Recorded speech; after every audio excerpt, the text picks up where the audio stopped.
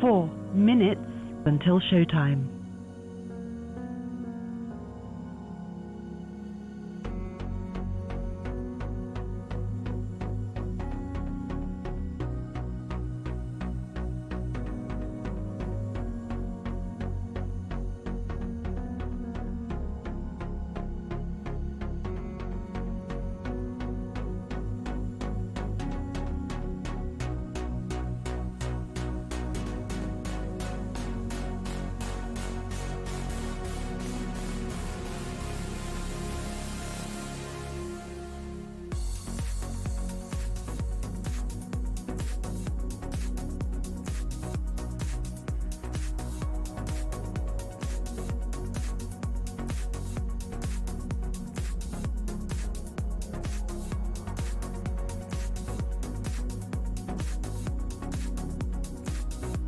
3 minutes until showtime.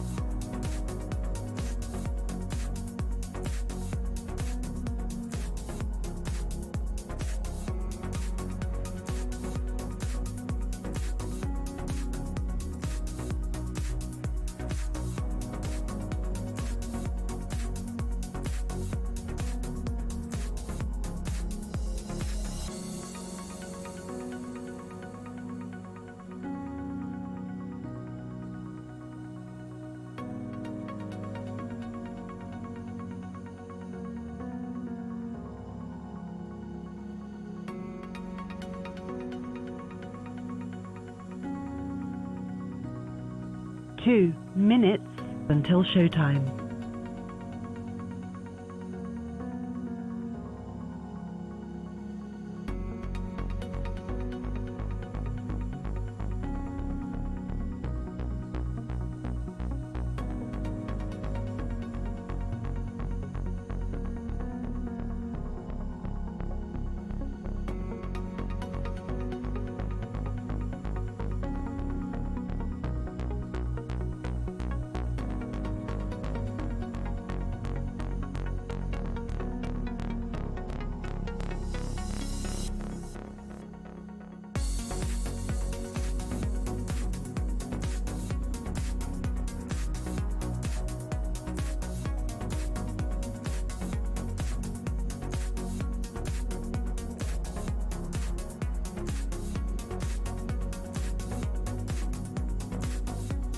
1 minute until showtime.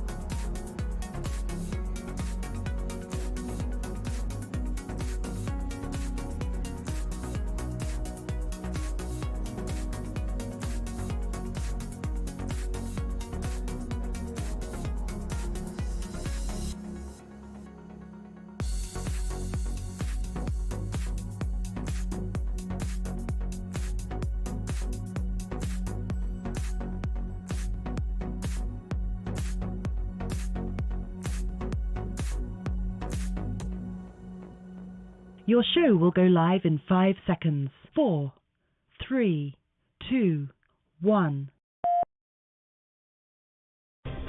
Insurrection, obstruction, indictments, civilly liable for sexual abuse. The one man responsible for all that could be sitting in a prison cell on election day and still be elected commander-in-chief for these United States. That man is beholden to Putin, weakened NATO the last time around, and is currently tying himself to wealthy Saudi oil money. He enriched himself when government stayed at his properties. He campaigned on wanting to use government to go after his political rivals and wants to expand executive power. If Donald Trump is reelected, our nation is lost. So let's roll up our sleeves, get to work, and tell the MAGA folks no more before it's too late.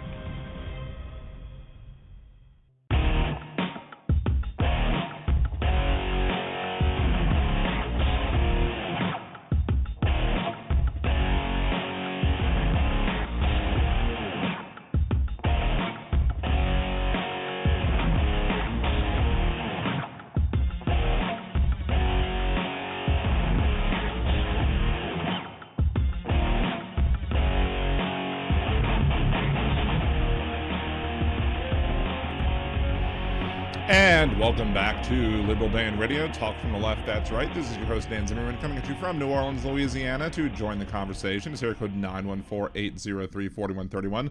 That is 914-803-4131. With the help of some of my awesome listeners on a special Monday broadcast, we fixed the phone, so now if you do call in, you'll be able to hear me again.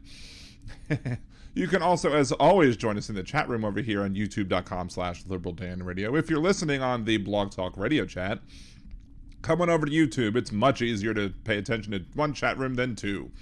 And that's usually where I pay the most attention to, is on the YouTube chat. So come on over here. And if you haven't subscribed to me on YouTube, please remember to do so. And if you're watching on YouTube, remember to like the video and share the live stream with your friends and have them come over as well. Make it a big old party. If you're listening after the live broadcast, you could always leave your comments, questions, concerns, etc. over on the show thread at liberaldan.com, facebook.com/liberaldanradio, comment on at liberaldanradio on Twitter, at liberaldanradio on Threads, and also on the show episode thread at liberaldanradio again on YouTube. Shouts out to Jolie and Aaron, the mod squad. Demonox, who is in the chat, and he is the first Liberal Dan Radio patron. Jolie and Aaron are also Liberal Dan Radio patrons. We have Tim, Dawn, Robert, another patron in the chat as well. TK also in the chat. Good to see you as well. Let's see, what else we got? Tara Dublin is supposed to be calling into the show. Unfortunately, there may be some issues with her calling in simply because they have some major construction apparently going on, with some pile driving going on right outside her window, and whether or not we'll be able to hear her is up in the air because she lives over in Portland on the West Coast. It is 6 o'clock right there at her time. Hopefully they stop right about now, which means she'll be able to call in a half an hour. I have my chat window open with her, and hopefully she'll be able to call in at about the right time, or maybe she'll call in a little later if they stop later. We'll be able to measure it and see what goes on, and if for some reason we have to reschedule, we'll reschedule. But I'm gonna keep hope alive and make sure that we can get her on, even if it means having to extend or delay the start to when they stop doing the road work or whatever work they're doing outside of her window. What's going on? Flyover Country, I know who you are. Changing your name all the time. I just know who you are from your P-dubs, from your image. Portland is gone. Yes, Portland is gone. Apparently they're rebuilding it right as we speak, right outside her window. So, anywho, let's see. She's sending me a chat right now, so we shall see if my prediction is right and if the closing of the ending work. She goes, "Let's reschedule. It's still so effing loud." I am willing to wait another half hour or hour to call it. It doesn't matter. I am good at rambling on all sorts of topics, but if you want to go do other things, we can reschedule as do other things. Let's see. And or get away from the noise. Let's see. If I can type correctly, that would be nice. That is understandable as well. So we shall see. What's up, Jeff? How's it going? If you want to support the show, again, please make sure to subscribe to the channel if you've not already done so. Please remember to like. We have 8 viewers and 8 likes, which is good. Y'all are doing your job properly. Share videos, comment on videos that you haven't watched yet. Watch videos that you haven't watched yet. What else? Get your friends to subscribe to the channel. We're still pushing to try and get 1,000 subscriptions so we can get monetized. Once we get 1,000 subs, we will be doing 2 times a week. If you want to see me on 2 times a week, help me get to 1,000 subscribers, and we'll do 2 times a week, Mondays and Wednesdays. That's all we need to do. And Demonox says we can try and form at least part of Voltron if needed. We can wait a little bit. I still have some stuff to talk about and some bits to play beforehand. See, well, if Tara can't be on, we won't have a country left. We don't have a country if we don't have Tara. It is... Wait, I'm sorry. I do have the clip here. I moved it up so it's easier to find. Thank you, Donald. So let's see what Tara has to say on her... on the Twitter chat, on the X chat, or whatever the social media platform formerly known as the Twitter. Yeah, I don't want to be on your show with all this loud BS going on. I want to be able to do a clean interview with you. Please apologize to viewers for me and let them be on. I'll be on soon. Okay, fair enough. So Tara apologizes. So let's see. So I am letting them know now. So let me just do something real quick then, if that's the case. And just as so as we're doing that, see, Twitter traffic contempt. Well, that's going to be in the headlines. P-dubs. We will get to that in a few seconds. Burying the lead, or that I don't know if that's the right or spoiler alert. I don't know. Headlines has that. I didn't have time to do a. There's tons of hypocrites of the week this week, and I didn't quite have time to do hypocrite of the week. So, where is this? This is what I want to look at. Let me just get this open. Lines. Tara Dublin had to reschedule.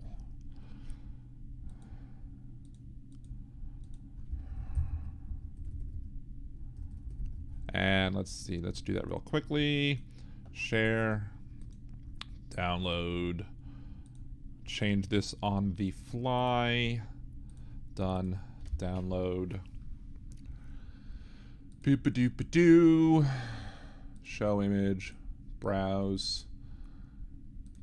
Boom, boom. Done.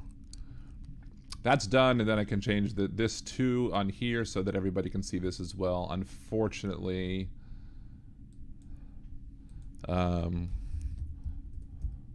lines, Tara Dublin had to reschedule and do this. Almost swallowed my halls. Or my Ricola. Ricola! Alright, there we go. We are good. We're gonna try for next week. We do open lines. Maybe we can try and do something else that I wanted to do as well. Hey, Kimchi, what's going on? Good to see you. I was gonna try and do some... I was gonna see about next week doing some reaction videos to some of the, because I do have that new series of videos I want to start doing on the whole red pill, black pill, men's rights advocates, MGTOW type folks, idiots. I'm going to have a whole bunch of videos that have come across my way that I do want to go ahead and start making reactions to. We could do some of that today as well. I don't know if I want to do that yet or not. But because I wanted to kind of have it all set up and make it all prettier and have it all there, but we'll see. We'll see what I want to do. We'll see if I do that or not. I'm switching from my home, but booting on my computer, so I'll be off for a minute and I'll be right back. Okay, hurry back. Yes, Jeff was here before Kimchi, so maybe it's Kimchi that's following Jeff. Dun dun dun. Whoever smelt it, dealt it, right? Well, that's a different rule. I'm sorry. What's up, Jojo, Mojo, Jojo? I mean, if I had to wager, Kimchi's probably much better looking than Jeff, but who knows? Could be wrong. Maybe I'm wrong. Kimchi will never admit to stalking, but that doesn't mean you aren't. That's the key. That is the key. Anywho, so let's go ahead and that's 7 viewers. We've given the stragglers long enough time, so again, if you haven't subscribed yet, subscribe to the show. If you haven't liked the channel, like it. If you haven't liked the video, like it. Yada, yada, yada, all that good stuff. So, as always, though, but first we want to start this week with this week's headlines. This week's headlines are brought to you by the letters F, A, F, and U, because people effed around and they found out.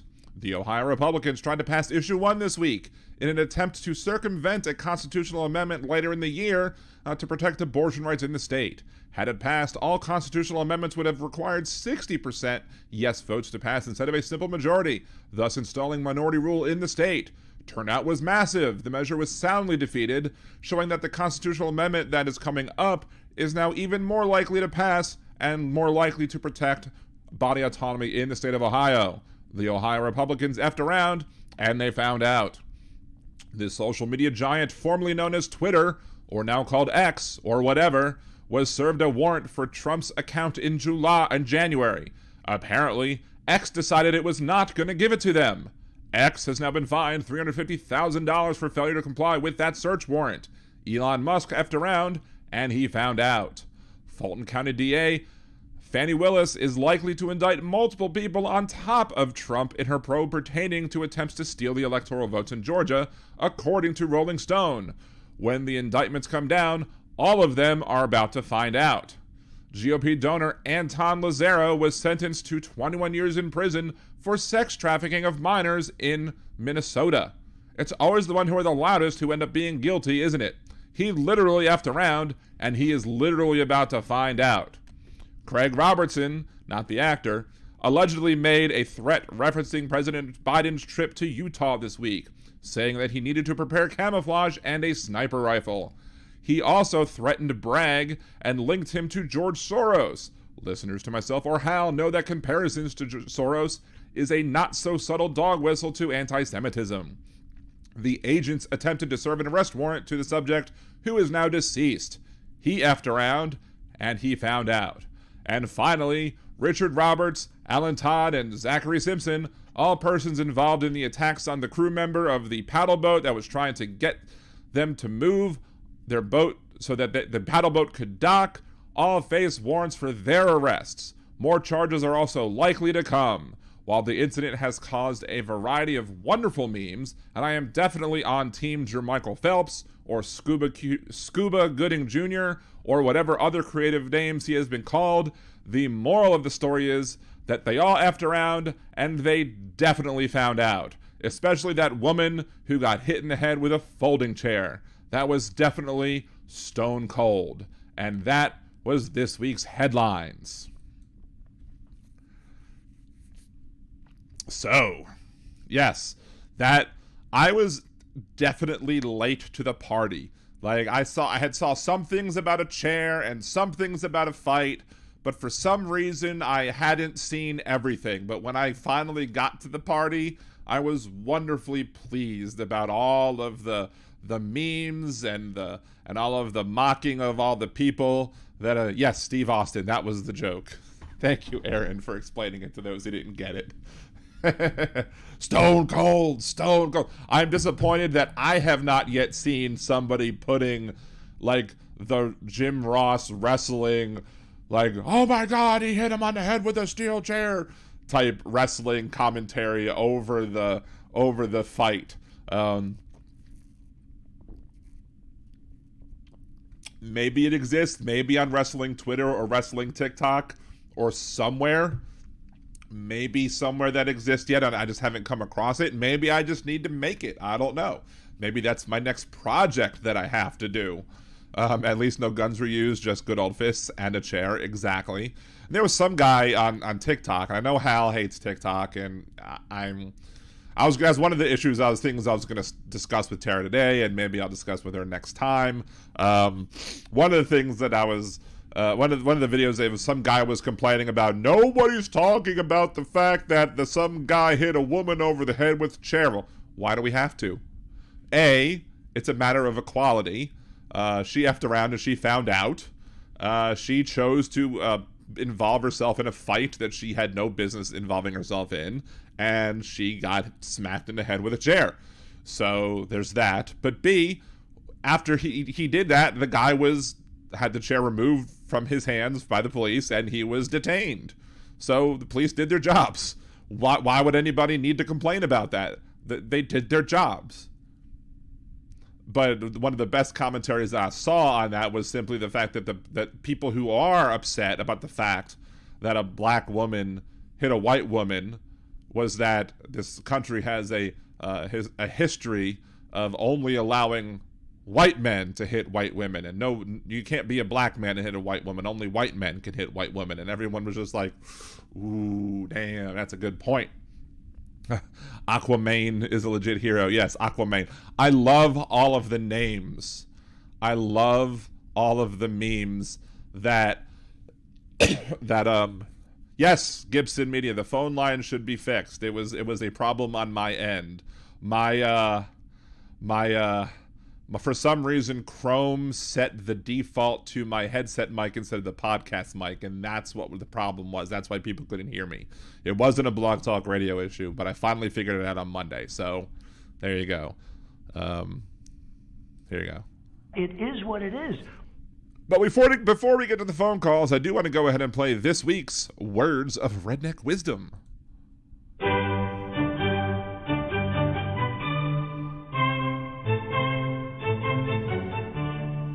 And now, Words of Redneck Wisdom, brought to you by Liberal Dan Radio. Brandonomics, okay? I mean, I actually believe that it will work if you look at it like this. A lot of people thinks it's a bunch of crap, right? But look at it like Joe filling his diaper, right? It will eventually work from the bottom up, Okay. and the middle out and flow, out down the leg and up the back, and it will eventually spill over into everybody else's, environment. And much like Bidenomics, it will. It's better than trickle down, really it is, Jeff. And this concludes Words of Redneck Wisdom, brought to you by Liberal Dan Radio. Talk from the left, that's right.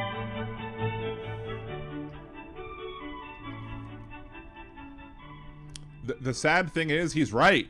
He's just wrong about why he's right. Because yes, Bidenomics is working much better than trickle-down economics. It's true. It's a valid statement. He's just wrong as to why he's right.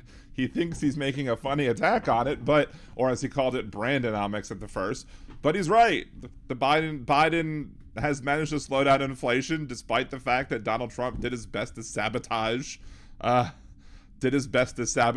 economy with the skyrocketing gas prices when he made the deal with when he made the deal with OPEC and Russia in 2020, when oil prices were plummeting, and he made a deal and said, okay, let's reduce oil production into 2022.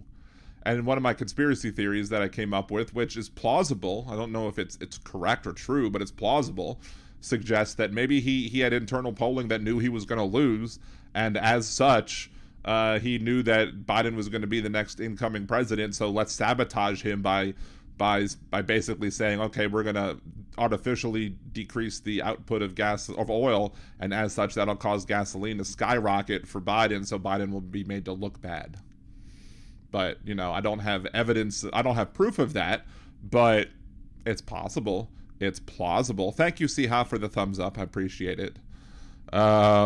Nobody says anything about the fact that it took 6 white folks to handle one fat.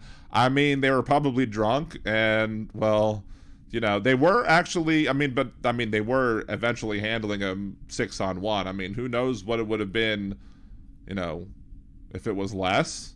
But they decided to have the overwhelming numbers until they didn't. But it was just, That's probably how they're used to lynching people in the South, right? I mean, it's the South, it's Alabama after all, and and apparently they used racial epithets before the attack happened.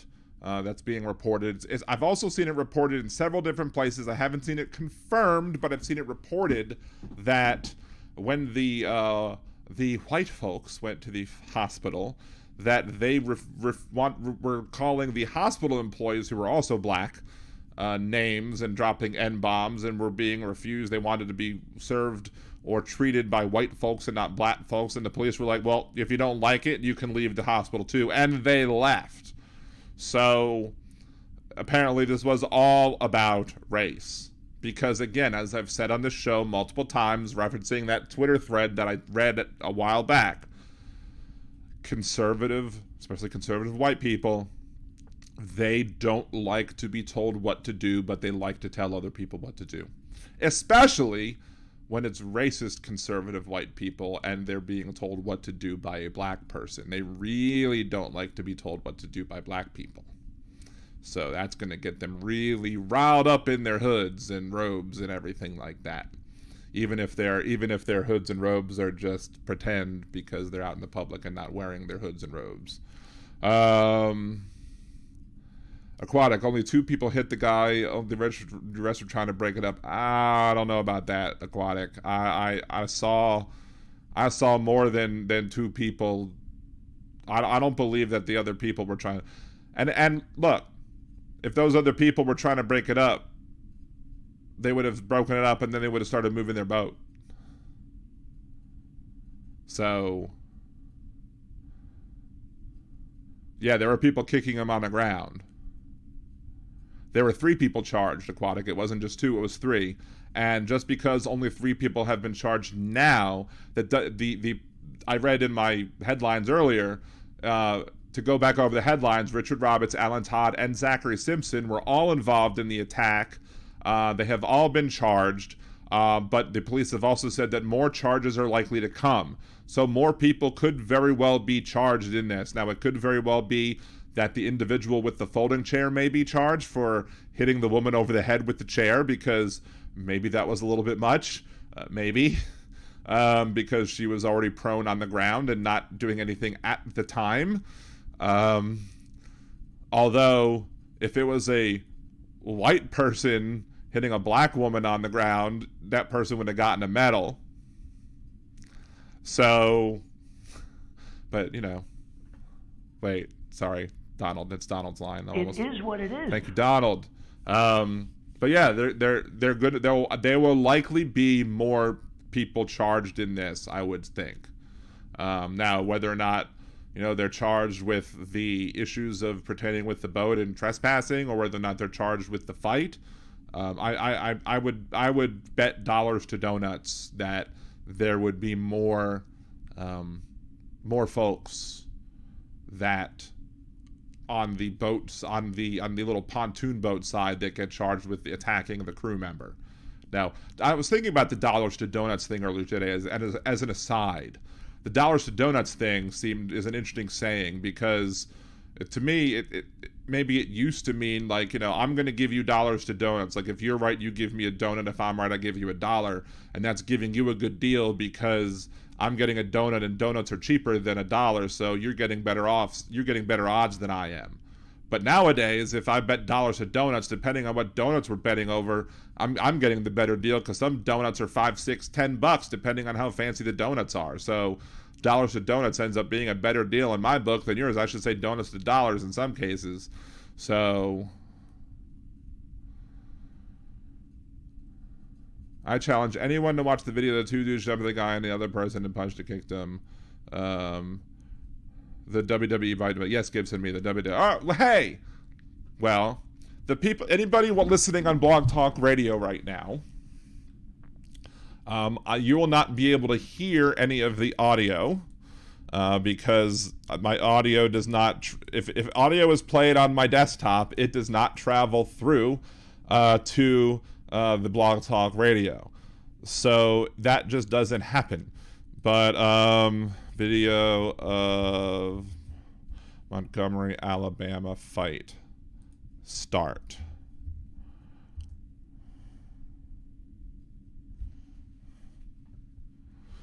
All right.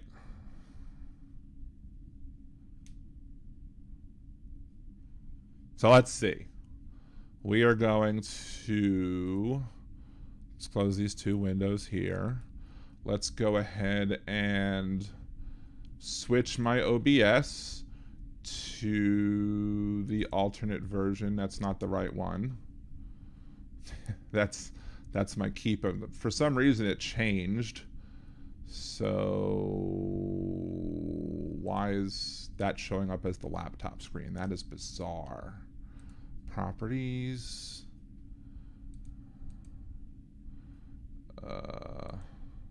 No. There we go.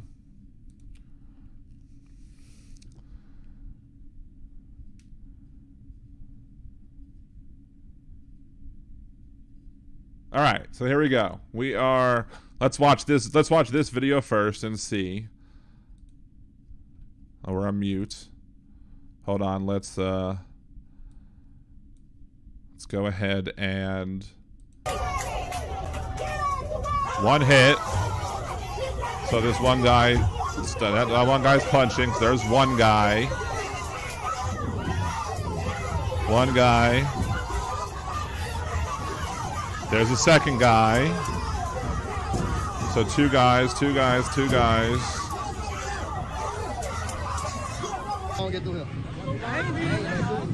right, that cut off, so it's kind of hard to tell. That cut off. So let's see if we can get another video, because that stopped.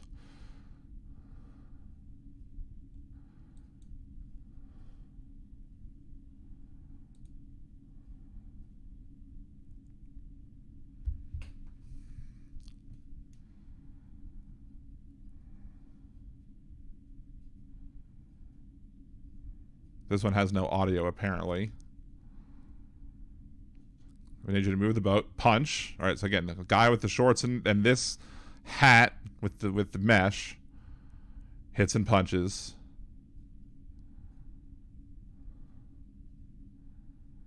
Blue hat hits and punches. Brown hat punches. See, there's three right there. There's three. All right, we're going to roll back again. We're going to roll back again. So, see, Aquatic, you're wrong. It is at least three. Look at the hat colors. Watch the hat colors.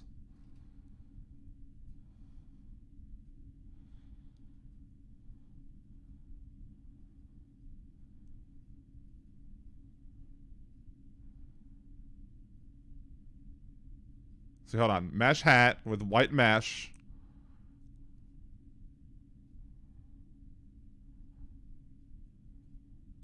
Let's go back again. Let's go back again. I lost it. White mesh hat punch. White mesh hat punches with no shirt on.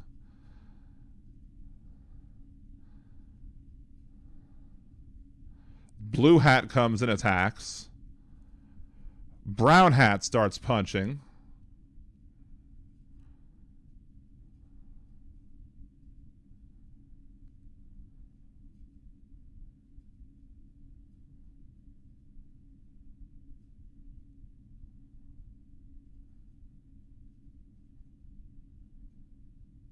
Now, there's this guy who has him in a headlock. All right. So,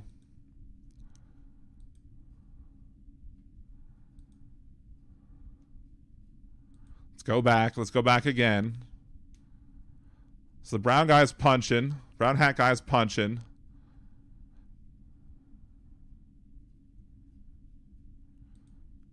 Who's the guy with the orange shorts? Let's see what the orange shorts.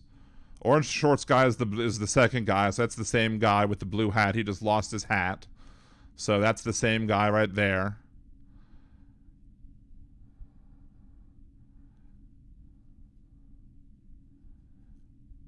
This guy is a new guy right here with different orange shorts. He has him held to the ground.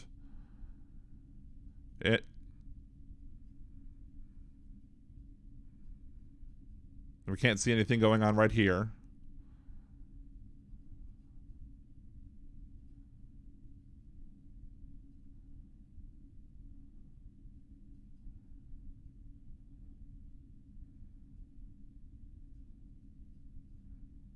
So there's at least 3. And there's 3 that were charged. But then there's other videos from it where other people are doing other things as well. So let's see. Here's is this another angle?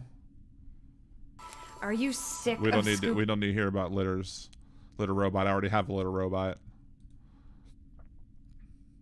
Warning: this video might contain footage that some viewers might find upsetting.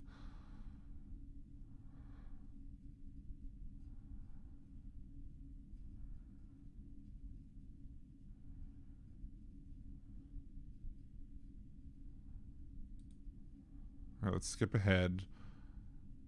Maybe this has a better angle of the next part of the fracas. Because there's Aquaman. And if somebody's calling, there's nothing I can do. I can't see you're calling in at the moment, so.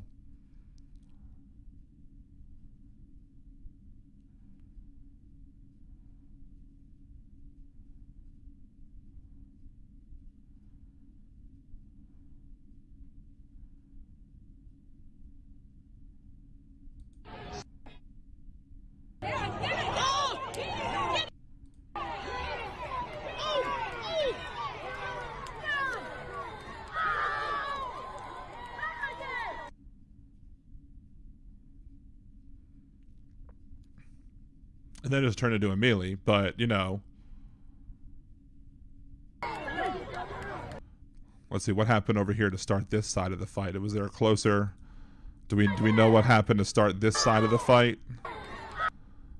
Did we get a better shot of how that part started, or no? That might be from a different angle.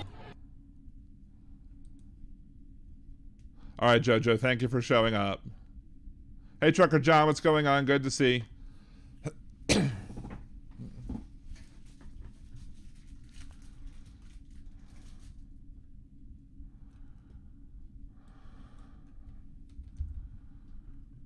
All right, let's bring this up again. Let's see. I'm going to flip back to this a second while I'm searching. Nope, nobody's calling it.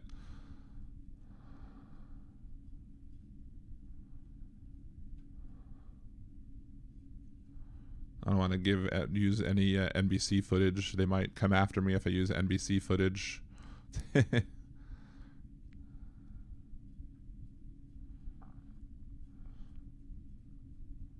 Trying to see if I can find another one. I can find anyway. So if I had more video planned to show those videos, but yeah, it was a bad deal all the way around. But you know, again, privilege. This is a show. This is just white privilege showing its ugly hat yet again. These folks didn't feel like following the rules. These folks felt like they could be wherever they wanted to be. That they should be able to be wherever they wanted to be. And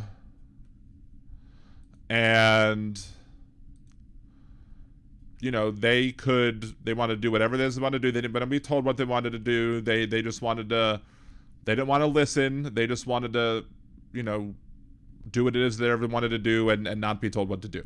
And when they got told what they wanted to do, and then apparently when they used the racial epithets, they really didn't like being told what to do by the black guy. And so they decided to F around, but then they found out. And then everybody came along. And it was, you know, honestly, as there was some video that I saw where some guy was breaking down how all of these people that were in this video, all the black folks in this video, went against every single stereotype that a racist might use against black people. Like almost every stereotype.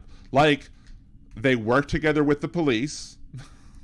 Some people will say that black people don't like to swim.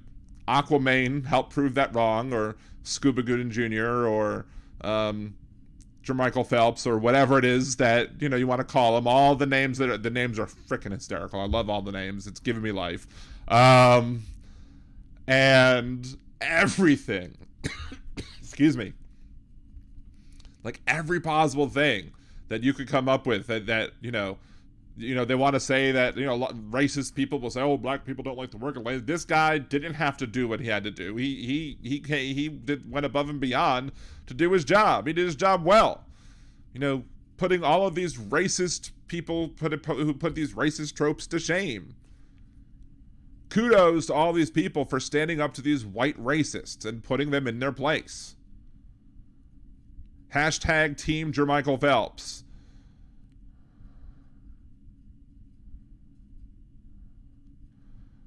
That's awesome for you, P-Dubs. Made your first sale yesterday and ordered a dozen dog biscuits. That is really awesome. That is really cool to hear. I'm very glad for you. Gibson Media. It was a fist fight, no gun violence. There was no gun violence. There was just chair violence. That's another thing.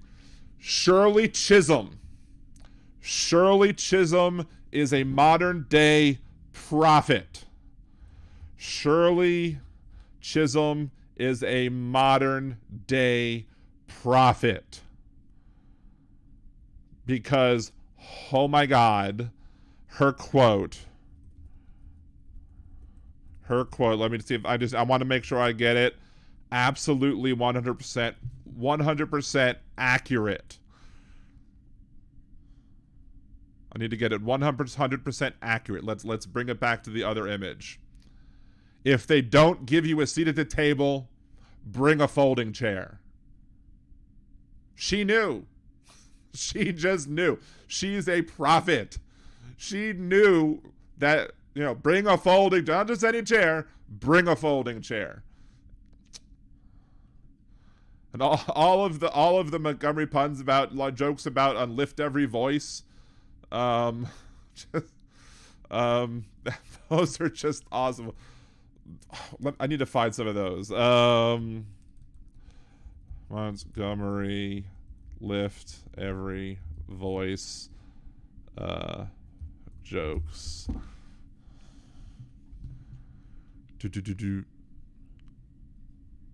Lift every voice and swing is one of the ones.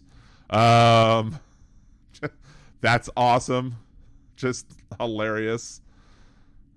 Apparently people are already selling lift every voice and swing shirts. There's another one that's out there as well. It's a play on lift instead of voice or whatever, or swing. It's hilarious. But yeah, it's just great. It was just great all around to see a bunch of racists get their butts beat, and to see everyone come together and just enjoy the fact that these horribly privileged, overprivileged racist people get their asses handed to them, and just made my day. And then all the humor that people got from it after the fact. So good thing Geraldo wasn't there. He has bad experience with chairs. Yeah.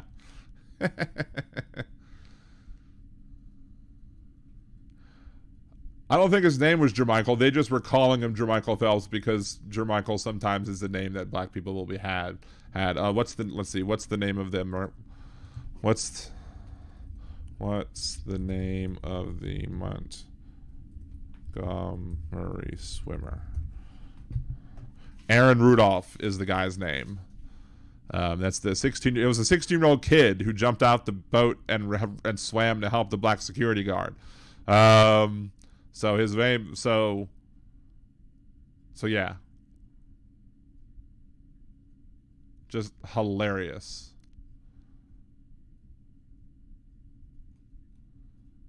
So I mean, just a 16-year-old kid going to help. He didn't have to do that, but he did. It's awesome that he did. Jeff, one person did get thrown in the water. You didn't see that part? Aaron, you're right that they probably could get charged with a hate crime. At the moment, they didn't have enough evidence at that point when they charged them with the 4 charges. One person got charged with 2 charges. 2 people got charged with 1 charge apiece. At the time that those 4 charges were assigned, there was no hate crime. There's not enough evidence to charge with a hate crime yet.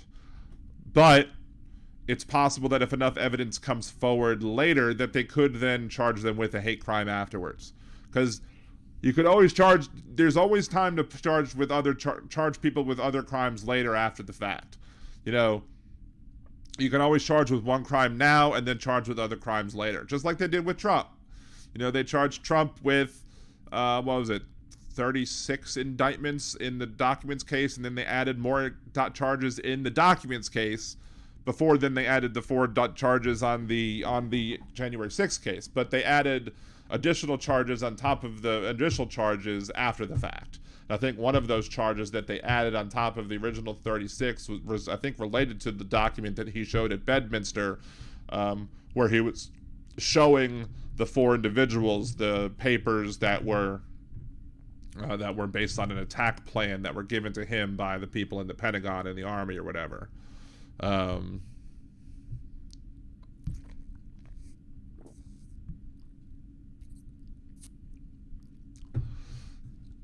Yeah, let's see. Come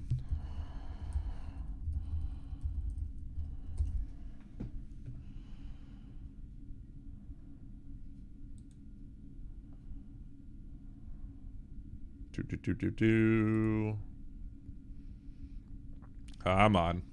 This is busy loading. I don't want to hear the Rebelsis ad. Nobody needs to hear the Rebelsis ad. For your A1C. No one needs to hear the Angelsoft ad. Let's skip the ad. Holy crap. Oh god, this guy interviews the woman that...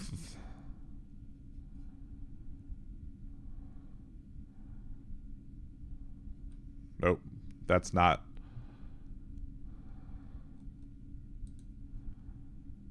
That's not what I want to see. No, that's not it. Oh well, we'll find out. But there is... I'm glad I wasn't defending the actions of anyone. In my opinion, anyone that was threw a punch that wasn't in self-defense should be charged. Now, let's be clear. Anyone that didn't throw a punch that wasn't in self-defense or the defense of others, correct? Not so, because you should be able to throw punches in defense of others. So the people that ran to defend I think he was one of the co-captains. I mean, he wasn't really a security guard. I think it was one of the co-captains. So one of those folks. So those folks that ran to help the guy that was getting ganged up on, those people also were helping to defend those other people, and those people shouldn't get charged for throwing punches in defense of him, correct? Because usually those are covered by self-defense laws. Usually self-defense laws are covered by... Usually self-defense laws cover those other... defending the defense of others. Ugh, easy for me to say. Oh, is this Joseph? Hello. Hey, what's going on? Can you hear me? I mean, I watched the videos there that you were talking about, and, in the beginning there, obviously, the white guys, they started the fight. But then if you watch the entire clips that are put together afterwards, it's typical. You have blacks, then they're also doing the same thing, ganging up on whites in a corner, beating up on this white guy way on the other side of the dock. So it's now if they want to charge just the white people with hate crimes, that's what they're saying now. Well, nobody's charged with wait. Nobody's charged with a hate crime yet, right? Nobody has been charged with a hate crime yet. And they did detain temporarily the guy that hit the woman on the head with a chair. They took his chair away, and they do want to bring him back in for questioning to determine whether or not he should be charged with the crime. And, it's very well possible that he could be charged with the crime, because I'll say that, that was going over and above that's over and above what is, self-defense. He wasn't defending anybody by hitting a prone woman on the ground with a chair. Everyone's joking about the chair and what he's... Agree. Right. But, but just because you're... there's multiple people doesn't necessarily mean, multiple people ganging up to subdue somebody doesn't necessarily mean it's not legal, right? No, I know. Well, no, I agree. But the thing of it is a fight, and what it is, what's going to happen, what I think and suspect, is that the media has already taken off with this now. There's going to be a spinoff, and it's the big bad white men. They're going to be charged with the hate crime, if there is hate crime, which I think there will be, because I heard the police chief in his interview. They'll charge the white people, and none of the black people will be charged, because this is what the black guy invented the folding chair, so now this is retribution. They're saying on the Twitter, and everybody's joking around about it. So let's gang up on the white people. This is the narrative across the country. Let's just, there's a lot of humor being passed around about it. There, a lot of people are taking it in good humor. You know, there's a lot of jokes being passed around. That doesn't necessarily mean that justice is going to be unequal.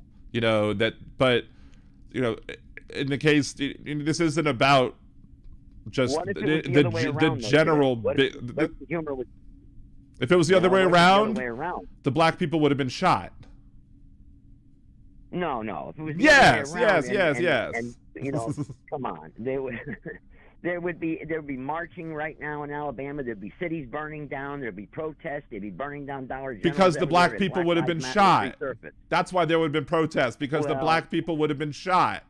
That's why there are protests. That's why black people protest and march down the street. And because the black people would have been shot.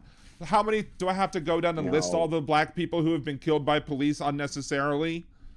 Do we need to go through the list of people who have been killed? Let's those numbers. I mean, you know, let's look at those numbers, because the numbers of whites killed by police are quadruple than blacks killed by police. The number of well, no, it's 3.5 times the number of white people that are killed by police, according to the FBI statistics, are 3.5 times more than the number of black people killed. But the number of white people that are it's, what is it? 7 times more whites, so you are more likely what is it? What are the numbers? I'm trying to remember the numbers as it stands now. You're still, as a percentage of the population, you are 3.5 times more likely to be shot if you're a black person than you are as a white person by the cops. I don't buy that. That's no. If you look at the numbers, if you take the FBI, let me finish my sentence. If you take the FBI statistics on unarmed black men shot by police versus unarmed white men shot by police, and then you compare those numbers to the demographic makeup of black people and white people in our society, in the American population, and do that calculation, you are 3.5 times more likely to be shot by the cops as an unarmed black man as you are to be shot by the cops as an unarmed white man, because white people make up so much of the population, 7 times more of the population than black people, that because black people are such fewer amount of the population that you are more likely to be shot by the police as a member of the black population. That is false, because you're looking at by the whole layout of the land.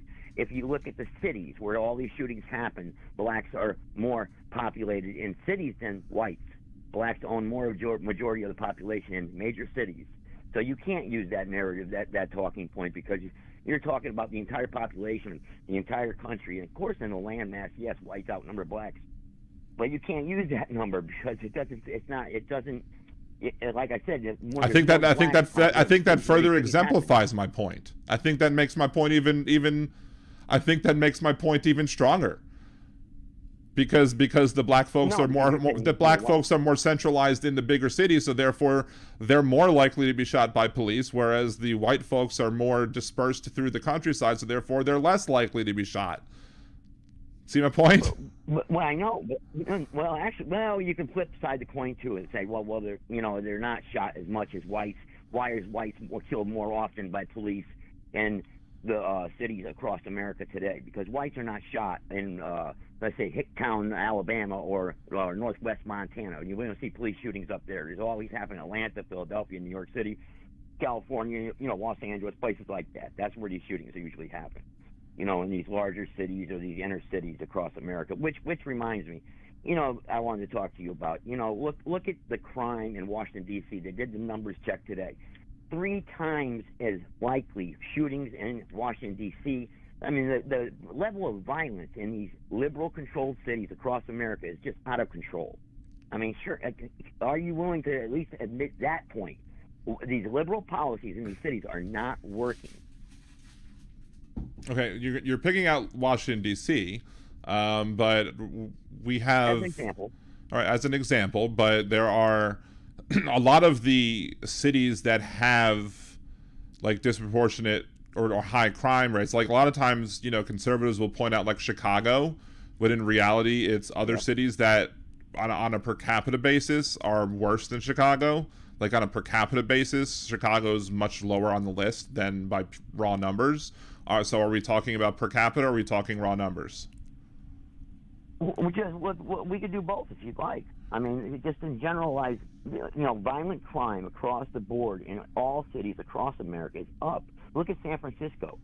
San Francisco is completely, the businesses have taken a severe hit. I mean, so many shopping plazas in San Francisco are abandoned. There are empty buildings there now because of these liberal policies. And we know San Francisco is liberal, well, obviously controlled by Democrats.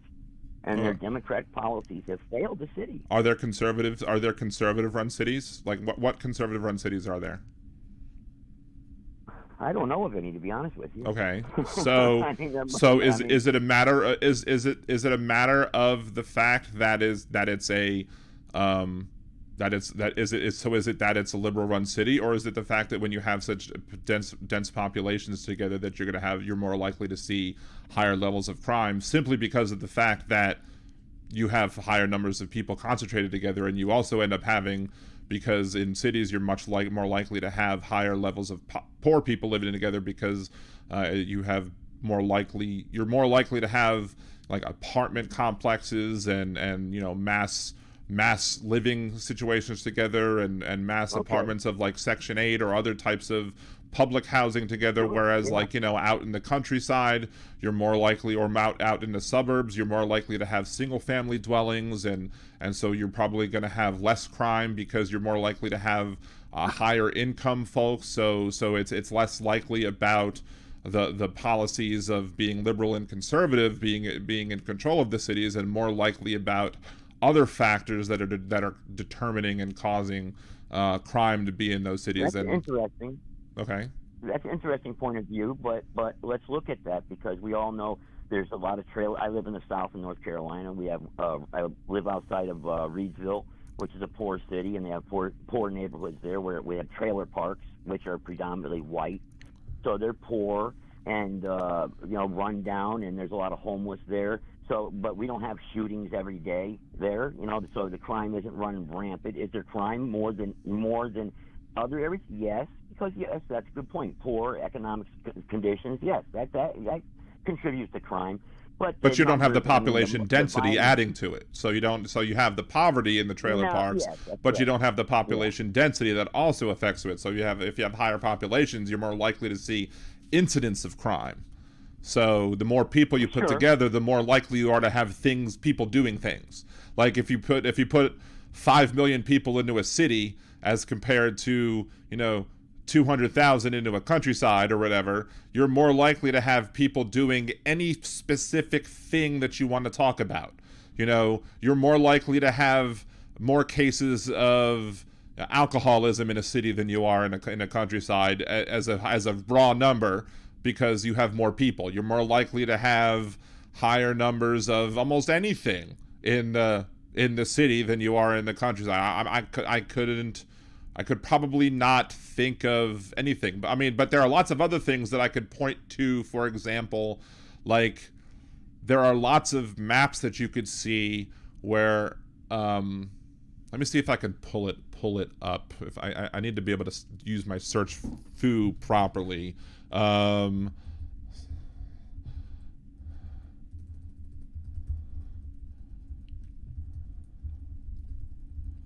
we look at the cities, when I say cities, when first thing that comes to my mind is Atlanta, Baltimore, Chicago, Los Angeles, New York City. Those are I'm sure that comes on the mind of most people when they think of a major city. Right, I'm sure. I have New Orleans as well. I live in New Orleans. New Orleans has a lot of crime in it. And I happen to live in a suburb of New Orleans, and I don't have to deal with it much, although my mother-in-law's car did get stolen from outside of my house. We did get it back, fortunately, but wait, hold on. I need Donald Trump. I need Donald Trump to say something. It is what it is. Thank you, Donald. But again, it's just when you're in a again, I would just posit to say is that it's a big conservative talking point to try and label cities with, you know, and they'll cherry pick the cities that have Democratic governors and try and say, well, this city has a Democratic mayor and a Democratic city council, and this city has this going on, so therefore it must be how true. Else do we look at it then? Well, you know, how else do we look at it? If the Democrats run the city and that city's having problems, then it's obviously the Democrat policies that are ruining that city, that are not working. And do conservative policies work? I don't believe in locking, you know, their prison programs don't work, or, you know, locking people away, throwing away the key. I don't believe that works either. But again, who controls the majority of the cities across this country right now? Democrats, obviously. I mean, the numbers are more or less Democrats. They run the cities, and the cities right now are broken across America. The crime has increased. It's bad. It's really bad in a lot of cities across this country right now. Okay. For example, Jacksonville just elected its first Democratic mayor. Previously, the mayor of Jacksonville was a Republican. But Jacksonville recently elected its first Democratic mayor. But it was number 3 in murder rate. Number 23, I mean. It was number 23 when it came to murder rate in the nation. So what does that mean? So does that mean the mayor now? Okay, was it just now? Wait a second. Now, did you have a majority of Democrats on the board of directors, or the councilmen, or the county commissioners? I mean, was it just a Republican mayor? Was it all Republicans or Democrats? I mean, well, let's look at the numbers. It's just not the mayor's responsibility. You know, you have councilmen, you have selectmen, aldermen. You know that. You're more wiser than that, I know. So you know what I'm talking about. So if who's creating those policies is not just the mayor, right? Right. I mean, okay. Let's see.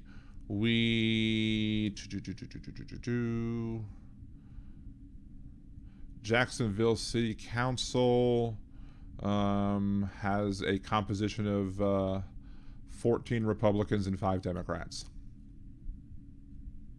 Okay. All right, so you got one there where failed policy, obviously. Okay, by the Republicans. One city. Okay. But the at-large seats across the city, the at-large seats are all Republicans. There just so happen to be a Democrat, and this is one of the things that I criticize. You know, I consider myself a more leftist, progressive type of Democrat. I'm more pragmatic than a lot of the other leftists out there. But it's one of the ones where I criticize some of the leftists some of the people that are leftists, like the Young Turk folks and everything, who only want to elect leftists and who don't want to elect centrists, because the Democrat who won the election, just because there is a plurality of Democrats in that city, or the plurality of Republicans in that city, but there is a big chunk of independents. And so the way that the Democratic candidate won in that city is by running as a centrist and targeting those independents. And the independents went her way instead of the other way. And that's how she won that seat. But that city is a conservative seat. That city is a conservative-run city and is still the 23rd highest murder rate in the thing. So I can sit there and say, well, is it policies, or is it just the fact that it's a city, and cities come with problems that naturally come with cities that are always going to have to be dealt with because they're cities. Okay. So that's the point I would make. So that's where Republicans and Democrats then need to sit down and figure the problem out then. Okay, so let's not use the left-right paradigm then. Let's sit down and fix this problem. But that's not going to happen because everybody's calling each other names. We're making fun of Donald Trump and everyone's making fun of Joe Biden on the other side. It's not going to work. We're watching our republic fall apart right now across the board. And I think the two-party system then obviously is broken. If we're going to come to that, let's just use that argument. So what's the answer then? Is it electing more Democrats? No. Is it electing more Republicans? No. If that's the case, I'll meet you halfway here on the truth. So what's the truth? What's going to fix the problems that we face today in this country? Well, I mean, you have to get. I mean, yes, you have to get over some partisan stuff and work together, but that means getting over partisan stuff and working together. It means none of this, But that's not going to happen if the only thing you want to do, like in Congress, for example, at the federal level, is, well, elect me and I'll go and I'll impeach Biden just because he's Biden, and not because of any real reason. Or,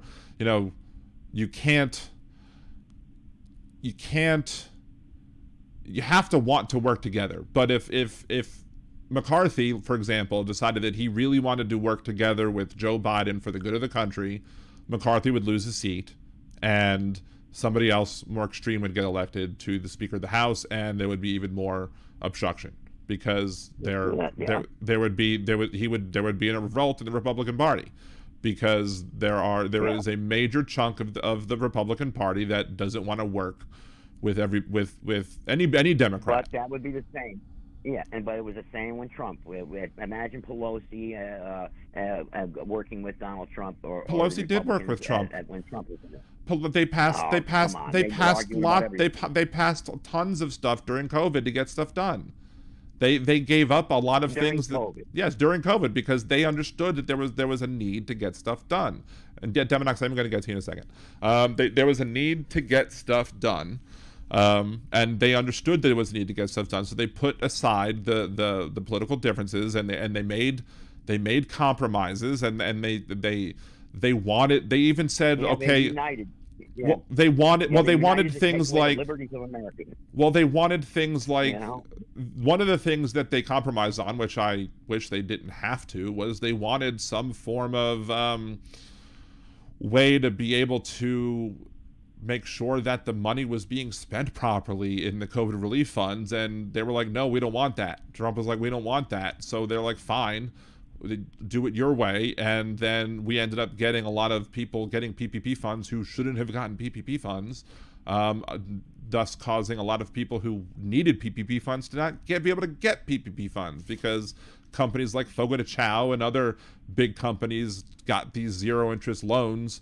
And some of them, shouldn't have gotten those loans because they didn't qualify for them. But at the end of the day, they had to either pay them back normally or whatever. But at the end of the day, those Pelosi and the Democrats worked with Trump to get those things done. If we had a similar situation that took place during if let's say COVID ramped back up again and had some new horrible strain that required us to take some drastic steps again, this Republican Party wouldn't work with Biden on it. I'm guarantee you that it wouldn't. Well, that's a subject there that's real touchy, because I think the whole virus thing was a big hoax anyway. Well, I think the whole COVID thing was a big hoax.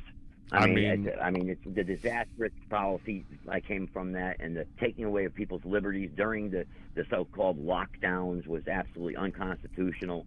I mean, shutting down businesses, the mask law, the masks didn't work. It was total nonsense. You should be in prison. The masks. Why do you think okay, I'll get to you in a second, Deminox, again, because I need to get to. What do you think the purposes of the masks for? Do you think the masks were for protecting the wearer or protecting the people around the wearer? I think the masks were just totally bogus all around. They don't work, period. Okay, so it didn't offer any protection. Okay, well, here's the thing: a lot of the people who were against the masks believed masks were just to protect the wearer and stopping the wearer from getting the virus, where the masks were to help prevent spreading from the wearer to other people. It wasn't to completely prevent. Like, for example, like if a mask made it 75% less likely that you would spread the disease, that means it worked. But there were some Republicans out there and conservatives out there who were saying, well, it's still 25% likely that you'll pass it on, so it's not working. But no, it is working, because it's reducing the likelihood to spread. Now, another question I have for you on now. Okay. You think COVID was a hoax, but the virus in and of itself, do you believe the virus itself was real? I believe that it was a weaponized virus that was obviously, it's a long, and it'd be hard for me to answer that truthfully in just a couple sentences, but I'll tell you what, you're a smart guy, and to your listeners, go to thebigvirushoax.com, go there, and all the information about the viruses and the COVID scam is there on that website. Believe me, it has a ton of information, and you can cross-reference the information yourself.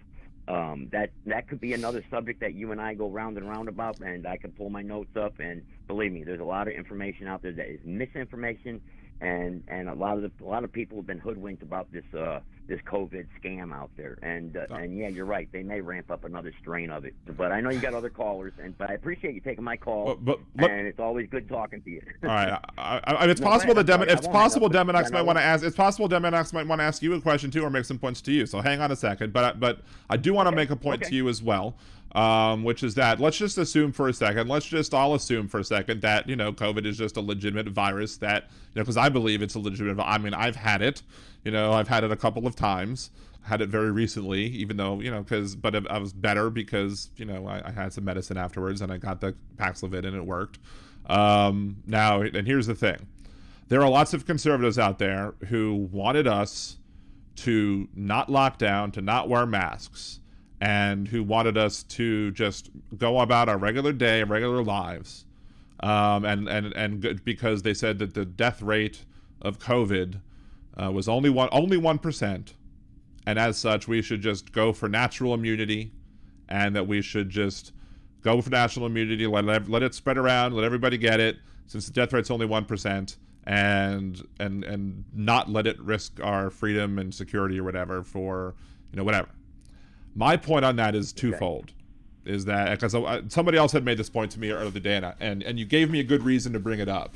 Wasn't expecting to bring it up on today's show, but you gave me a good reason to bring it up, which is that if the death rate was 1%, which we really don't know what the death rate was because Donald Trump didn't want to have full testing, because he wanted to slow down testing, because when you have more testing, you have more cases, which if you showed more testing, you might have been able to show a lower death rate. You might have been able to have less lockdowns if you had more testing. But he didn't want to do that because he wanted whatever. But that's not the point. The point is that 1% of 340 million people is 3.4 million people. And for any party to claim to be pro-life and be okay with 3.4 million people dying, I call BS. That's not pro-life.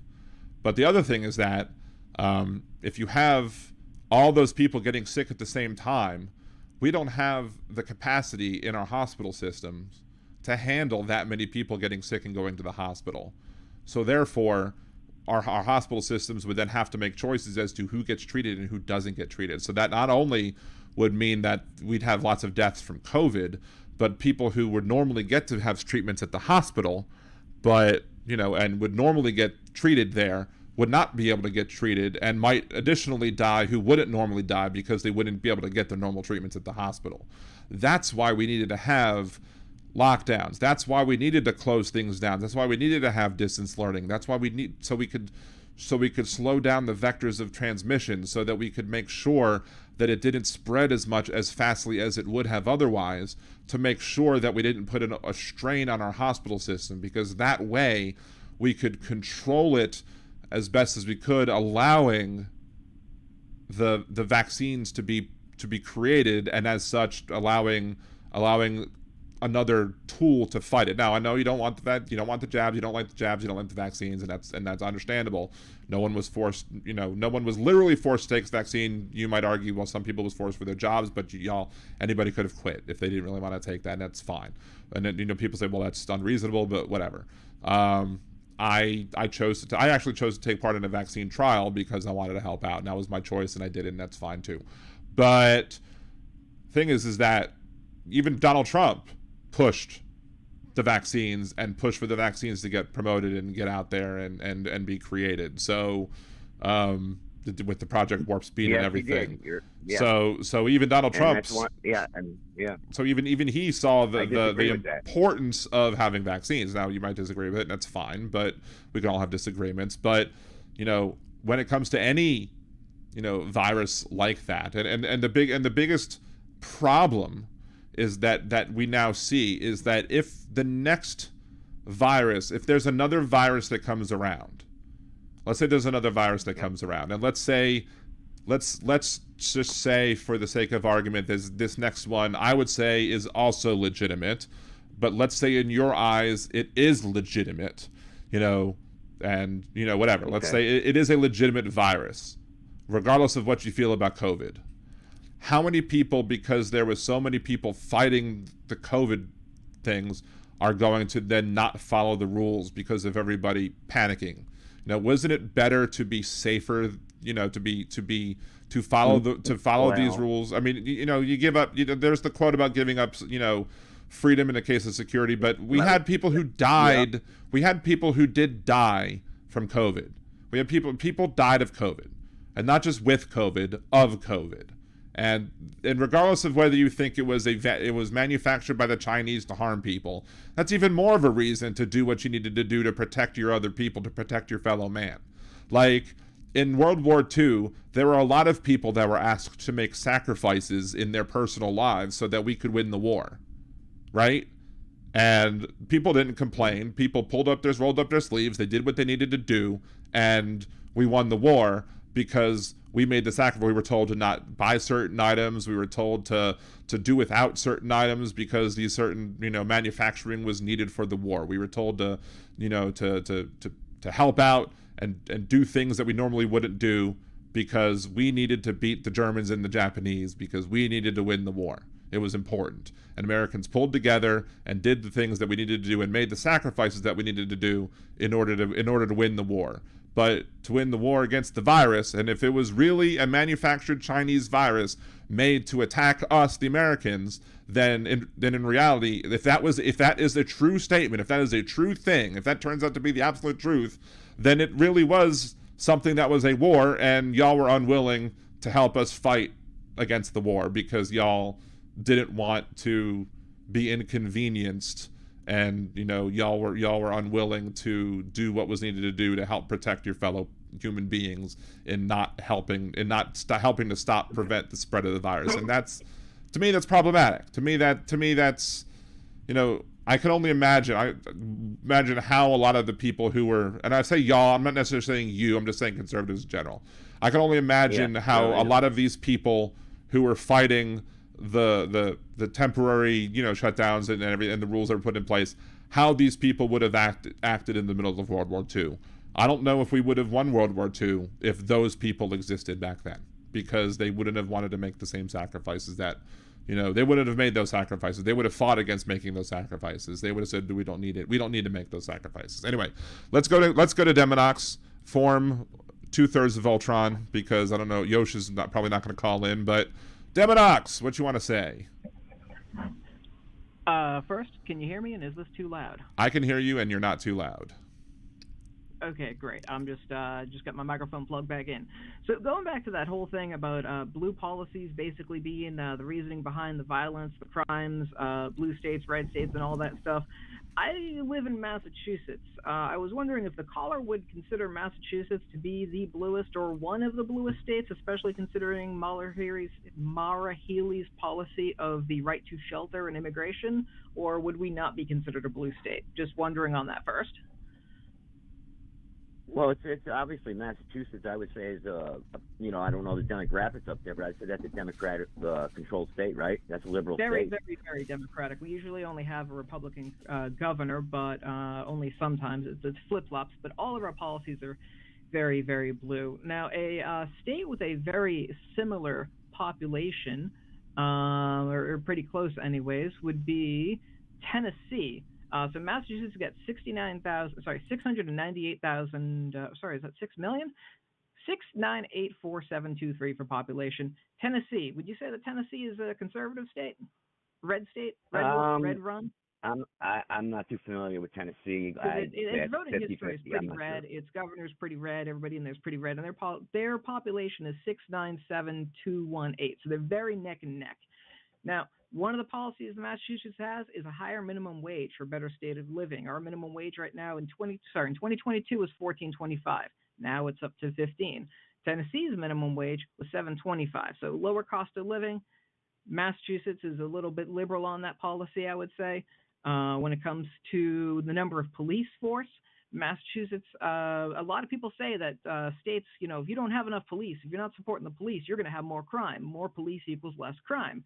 Now, when I go to the number of police in Massachusetts, I just scroll back over here, right here. See, number of agents, blah, blah, blah. Here we go. Sorry, give me 2 seconds. So there's a lot of stuff to scroll through here. Massachusetts has less police than Tennessee. Now, interestingly enough, police shootings per 100,000, Massachusetts is 0.114. Now, Tennessee's police shootings per 100,000 is 0.444. So that's almost 4 times higher. When it comes to police per 100,000 people, Massachusetts only has 422 police per 100,000 people. Tennessee is at almost 700. It's at 686 per 100,000 people. So there's more police shootings with more police. But what about actual violent crime per 100,000, which is kind of what your point was? Well, hang on. Massachusetts has is a more 308 per state. 100,000 for violent crime. Tennessee has 672 per 100,000. So when Liberal Dan was talking about the number of people shot versus the number of black people shot versus the number of white people shot, what we're talking about is percentages, per capita, per number. So these blue run states that are supposedly high crime running out of the place, yes, we do have high numbers in total because we have higher populations in total, but our percentages are way lower. And a lot of that's going to do with more satisfied cost of living, better police force. We might not be as many of them, but they're more enforced. Their policies are better. Their restrictions, gun control laws. Massachusetts has not the most liberal gun control laws, but we do have some gun control laws compared to Tennessee, and we have way less shootings. Burglaring, breaking and entering. Is there any particular statistic? So we've got, again, 9,582 in 2022. But you're comparing the states solely on between Massachusetts and Tennessee. Let's take Massachusetts and now let's go over to Los pick Angeles. another blue state. You know? Pick another blue state. California? Go to California, sure. Okay, sure. California has a population of. Wait, can I jump in just for a quick second? Let me jump in for a quick second. Were you saying that Tennessee? You were saying Massachusetts has more rural area than Tennessee? Is that what you said? Well, no. First of all, it's a smaller land area. No, you're saying Massachusetts is a smaller land area or Tennessee? Because Massachusetts is 1/4. Okay, I thought you were saying Tennessee is a smaller land area, which is okay. No. Okay, all right. I just wanted to jump in and correct that if you were saying the opposite. But go ahead, Demonox. Go ahead. But the majority of the populations in both states are converged inside of the cities. The rural areas, despite how spread out they are, the majority of the population in Tennessee is in their cities. Same with Massachusetts. I live out in Western Mass. I live out in the boonies. All right, our population very low. Closest thing I got to a city is Springfield, but still. So let's see. Yep. California, right? They've got is that 40 million? There's no commas on this because it's hard to read. It's 40 million. Spreadsheet here that I pulled up. It's around 40 million. I think. So let's see. Yeah, it's about 40 million. So if we find a red state that's approximately 40 million, there's none. I guarantee you, I'm going to get very similar. There's no. Texas is the closest. Million. Is that close enough? No. Texas? No. Texas is no. There's California is the most populous state. You're not going to find. Texas is the closest in population to California when it comes to population. Oh yeah, you're right. I'm missing a number there. All right, so there's not really a great one for California to Texas because the size difference and population difference. But let's still go to the per 1,000, or the per 100,000, which is the big detail. The per 100,000 of these statistics, that's actually how you measure it. So violent crime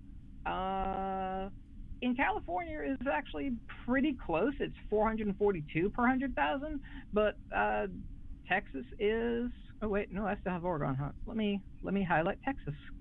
Let me scroll down, go over here, highlight Texas in green so I can compare. So we're going to go to violent crime in Texas per 100,000. Police shootings, total prisons, there we go. Violent crime, 442 per 100,000, and 446 in Texas. So they're pretty close on there. Number of police officers, 1622. Number of police officers in Texas. What about gun control? 34,000. Gun control compared to California. That's the quote that many people use, that there's less crime or there's more guns. Firearm deaths per 100,000 total. This is including murder, suicide, everything. Just total firearm deaths per 100,000 in California is 8.5 with its gun control. In Texas, it's 14.2. It's higher. There are more deaths, obviously, with guns with less gun control. Weirdly enough. Yeah. Why is surprisingly? Why is there more deaths with more guns? Because there's more guns. I mean, no, it's not. No, you're saying there's more deaths you're telling me Chicago, for instance, is a gun-free zone. Gun-free. Where do all the school shootings happen? Because they're gun-free zones. If there were guns in these places, there would be less Do you know where shootings. all the That's guns are bought in those shootings? Outside of Chicago. In places that don't have. They're bought That's outside of say, Chicago. yeah. That's not what they say. They've been able to trace that. They've been able to trace. Wait, they've been able to trace the guns that were bought in many of the gun crimes in Chicago to like one or two of the gun stores that are right outside of Chicago.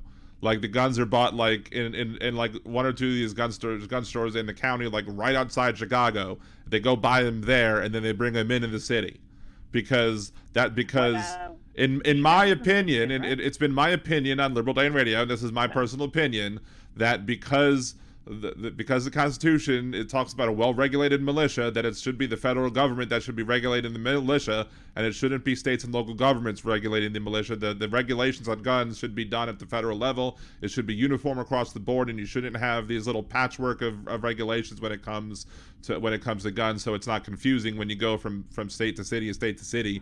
So you don't have situations, for example, like the veteran who traveled across from like Virginia to New York City, thinking that he was okay bringing his gun in a lockbox and checking it into the building security when he went inside the building, and then he got arrested and has got his gun confiscated because in New York City the guns laws were so different that he was illegally carrying his gun when he was a veteran and probably should have been trusted with his gun anywhere he traveled across the United States. But because we have this patchwork of gun control laws, and there are some places that have... Well, it's the Constitution, Dan. The 10th Amendment gave states sovereignty to pass their own laws on all the issues, so that the national government would not possess all that the 10th power. Amendment... Let me...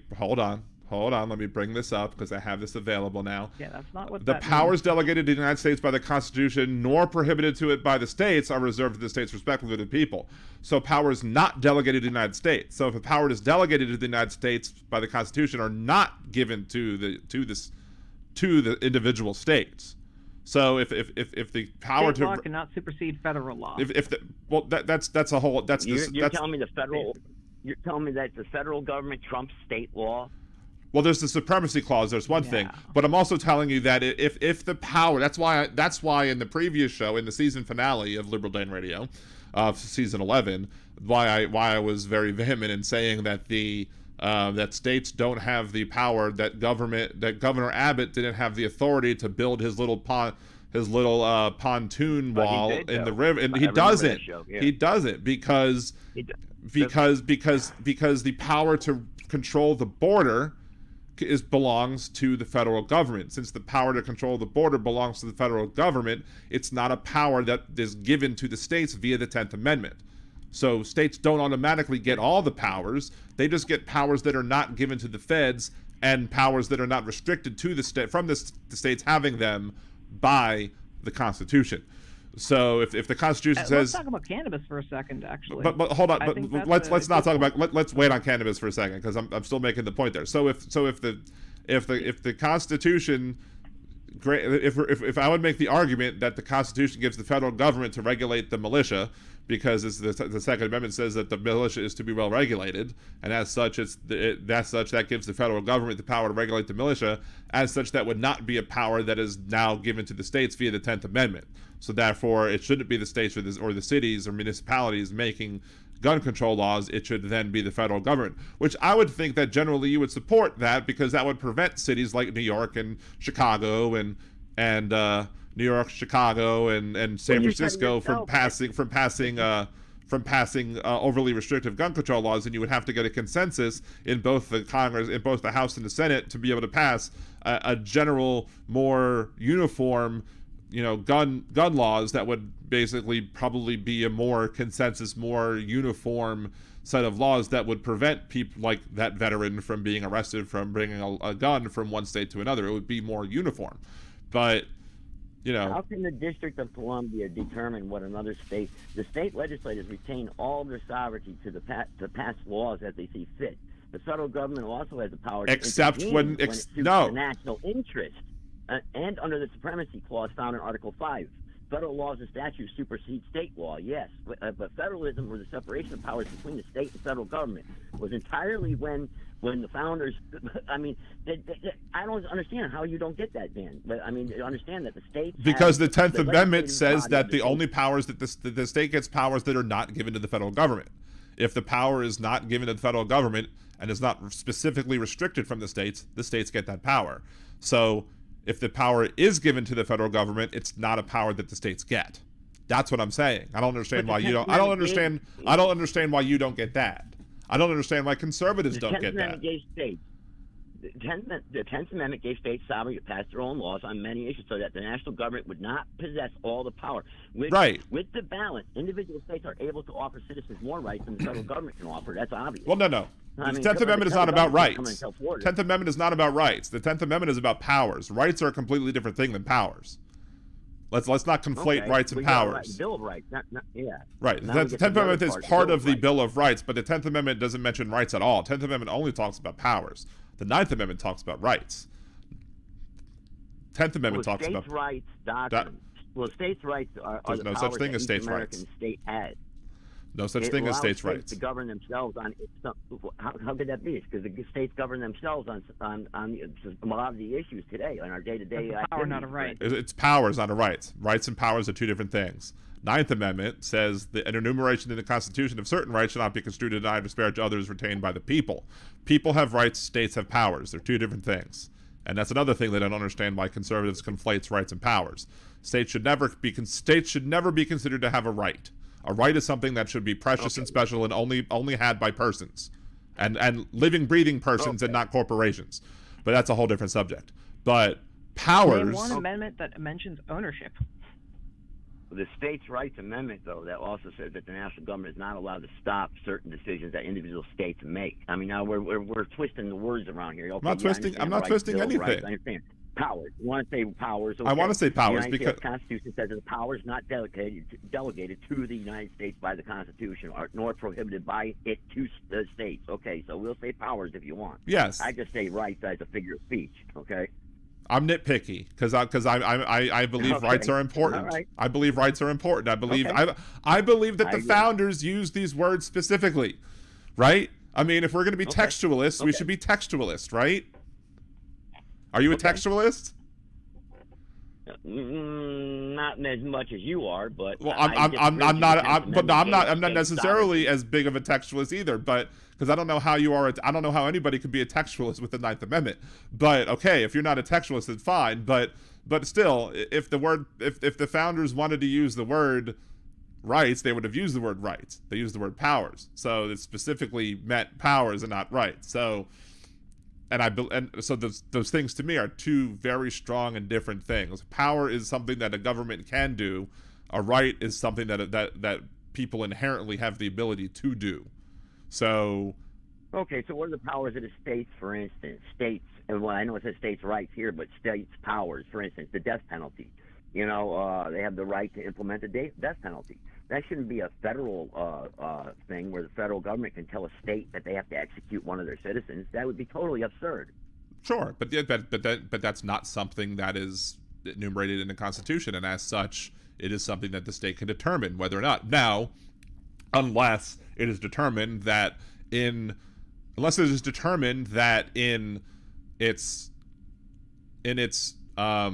the way that it created the laws or interprets the law or enforces the law, that's the word I'm looking for, on the death penalties, that it is denying people due process of the law, then the federal government can then say, look, you're violating these people's due process rights, these people's rights to equal protection of the law, and cruel and unusual punishment. If you're violating individual rights when it comes to that, then the federal government does have the authority to come in, especially via the 14th Amendment, which I know you don't like, and I know you think wasn't passed properly. We're not going to have that debate right now. We understand you don't think it was passed properly. We do. We understand that, but let's not have that debate now. But the current constitutional jurisprudence and the current Supreme Court rulings based on that, the current stare decisis is that those the states are also restricted from denying people due process and equal protection under the laws via the 14th Amendment. Until that changes, that's the way it is. So, or as Donald as Donald would say, it is what it is. Thank you, Donald. See, Donald has my back. You made a statement saying that the governor of Texas did not have the authority to protect its own borders. I made the statement that the government of Texas does not have the authority to close off the border between the United States and Mexico, because the authority to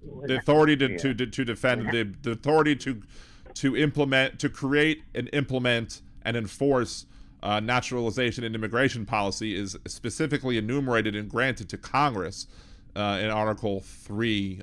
Article 3 is Congress, right? And as such, that is not a power that is given to the states. So by doing so, Governor Abbott is usurping the federal government's authority, and he doesn't have the authority to do so. So those are national borders, not state borders.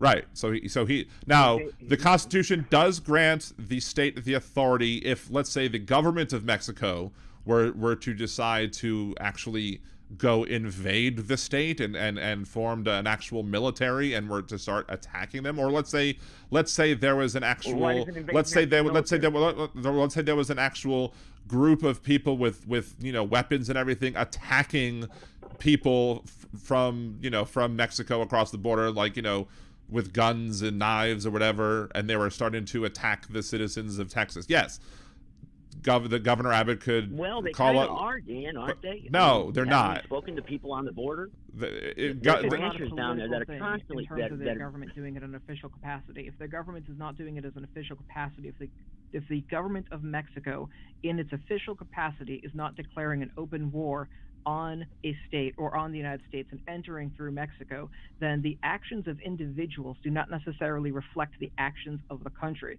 That's why if you take a trip to Europe somewhere and you do the Nazi salute in Germany, which can get you arrested, you're doing something bad and Germany can punish you, but you did not commit an act of war against Germany. The United States is not in an act of war against Germany because you did something, because you were the action of an individual. And it doesn't matter how many individuals go over there. If they're not under the express intent and interest of the United States or representing the United States, if they're not ambassadors, they're not politicians, they're not the military, it's not a war, it's not an action, it's not something like that. Now, Germany can turn around and say, hey, U.S., control your citizens, or we're just not going to allow you guys in here anymore.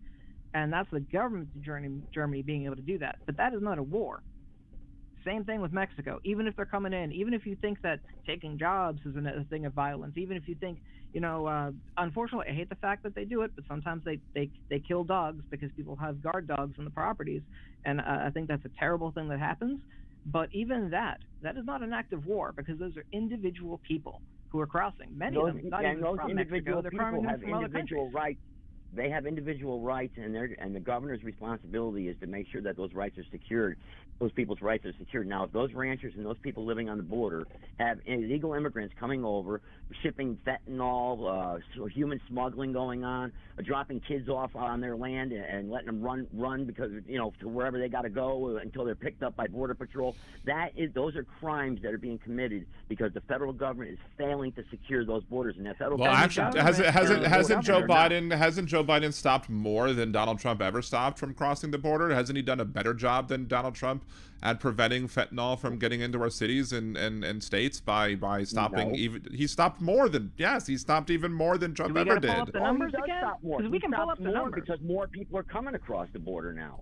What did Trump do? Nobody wanted to cross the border with Trump because he was telling them go back, basically, right? He was putting blockades up, trying to build a wall. Biden is inviting these people. Basically, his policies, immigration policies, are inviting these caravans. I would question the veracity of that statement. The reason I would question the veracity of that statement. Are you saying that during a global pandemic that people weren't moving around much? Well, there were some people. There were some people that were coming during the pandemic that were coming across up from all the way Honduras, all the way through Mexico, and gas was lower under Trump too. I bet it has nothing to do with people not driving. Gas prices actually were lower underneath Donald Trump. Right, because of the pandemic. Nothing to do with supply and demand. Because of the pandemic, yes. When I drove to work because I was an essential employee, and I'm driving from Massachusetts to Connecticut, and the highways are empty. I'm sure that's got nothing to do with the cost of gas. So you're telling me, hang on, this is where we come to the impasse between Republicans and Democrats. So you're going to tell me during Donald Trump's presidency, he did no good for this country at all? He did a lot more harm. If he did any look, he signed into law the PPP Act. That was good. I'll give him credit for the PPP Act. He signed into law the right to try bill, where if somebody was having issues and wanted to be able to try some sort of trial or whatever, if they were dealing with some sort of sickness and they were having issues trying to get into some sort of trial, or their insurance was giving them problems with it, Donald Trump signs legislation that allowed those people to be able to get into an FDA-approved trial. I agreed with that he did, so I can state that is one thing that I agree with Donald Trump that he did. Let's see, what else can I? Black unemployment.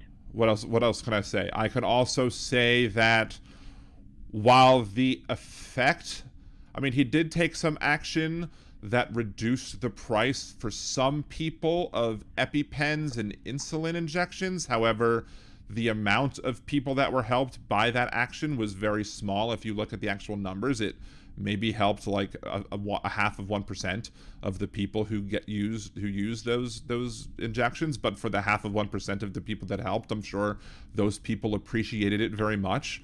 So I'm not gonna begrudge him for an incremental. Okay, I'm not gonna begrudge him for an incremental help. I'm gonna say that he probably oversold it, but so I'm not gonna sit here and say he did zero good. But I will also, on the other head of the coin, said that I also 7 million and I worked new 3 of jobs. them. More than 3 times government experts I worked project 3 of them. middle class family because they weren't full-time jobs. They weren't full-time jobs. Middle class family income increased to nearly $6,000, more than 5 times the gains during the entire previous administration. One of the biggest drops of income in history. Every the unemployment rate in income. Oh yeah, and then unemployment, lowest black unemployment, 3.5%, right? I know that's a big the one. lowest in Everybody a half loves century. that, right? Lowest black unemployment. Do you know how unemployment is calculated? It's not calculated by joblessness. Unemployment is calculated by the number of qualifying individuals. And when Donald Trump kicked off so many people, millions of people suddenly didn't qualify for anymore, guess what? Unemployment rate compared to the total population plummets. It's amazing. Jobless You claims kick all hit these people nearly off. You kick them off. 50-year low. Yeah, you kick them off. You right. kick If off, people no and longer, suddenly if people are no That's longer, not if once people stop qualifying for unemployment, the federal government You're considers right. them no longer looking for jobs, and therefore,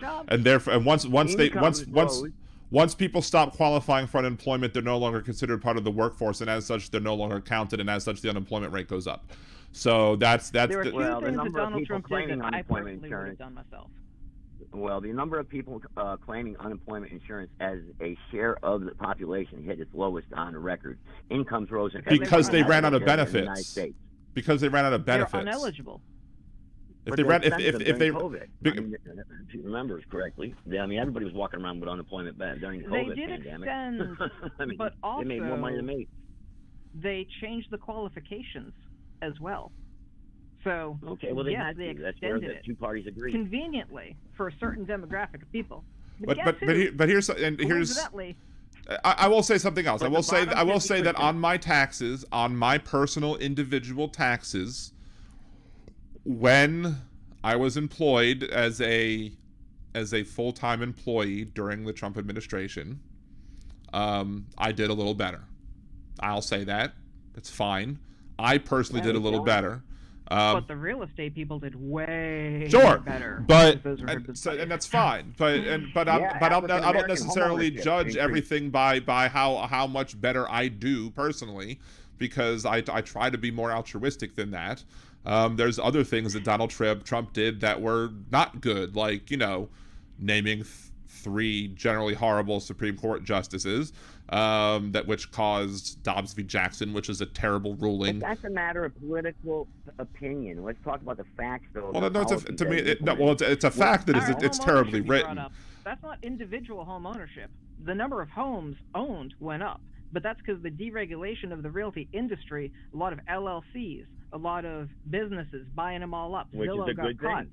Right no, now, if people hoard properties, that means there's less property on the markets, which causes property values to go up. So it's good for the people that own the properties, but it's not good for the people who are trying to get the properties, and it's not good for the people who are trying to rent. It's not for the. It's not. African American home ownership increased from 41.7% to 46.4%. Okay. I mean, that's a good number. It decreased during Obama's administration. He created more than 1.2 million manufacturing and construction jobs. Put in place policies to bring back supply chains from overseas. Small business optimism broke a 35-year-old record into 2018. So I mean, these are things until 2018. But what happened in 2018? I guess it broke. No, I just said it. Small business optimism broke a 35-year-old record in 2018. Okay, but then what happened afterwards? Well, the pandemic hit. I mean, no, the pandemic happened in 2020. So in 2018, was it? I could be incorrect.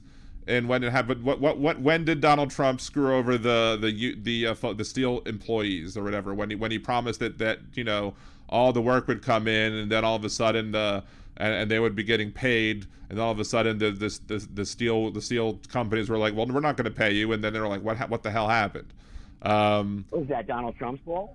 That the steel companies were reneged? Well, I mean, the Dow closed 20,000 points for the first time in 2017 and topped 30,000 in 2020. Explain that one. But how come y'all never give credit when that happened under Obama?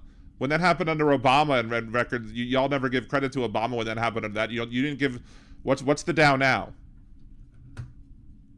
I don't know what it is now, but okay, it's hold on. 30,000 in 2020 during the pandemic. The S&P 500 and NASDAQ have repeatedly notched record highs. So what was the Dow at the end of Trump's administration?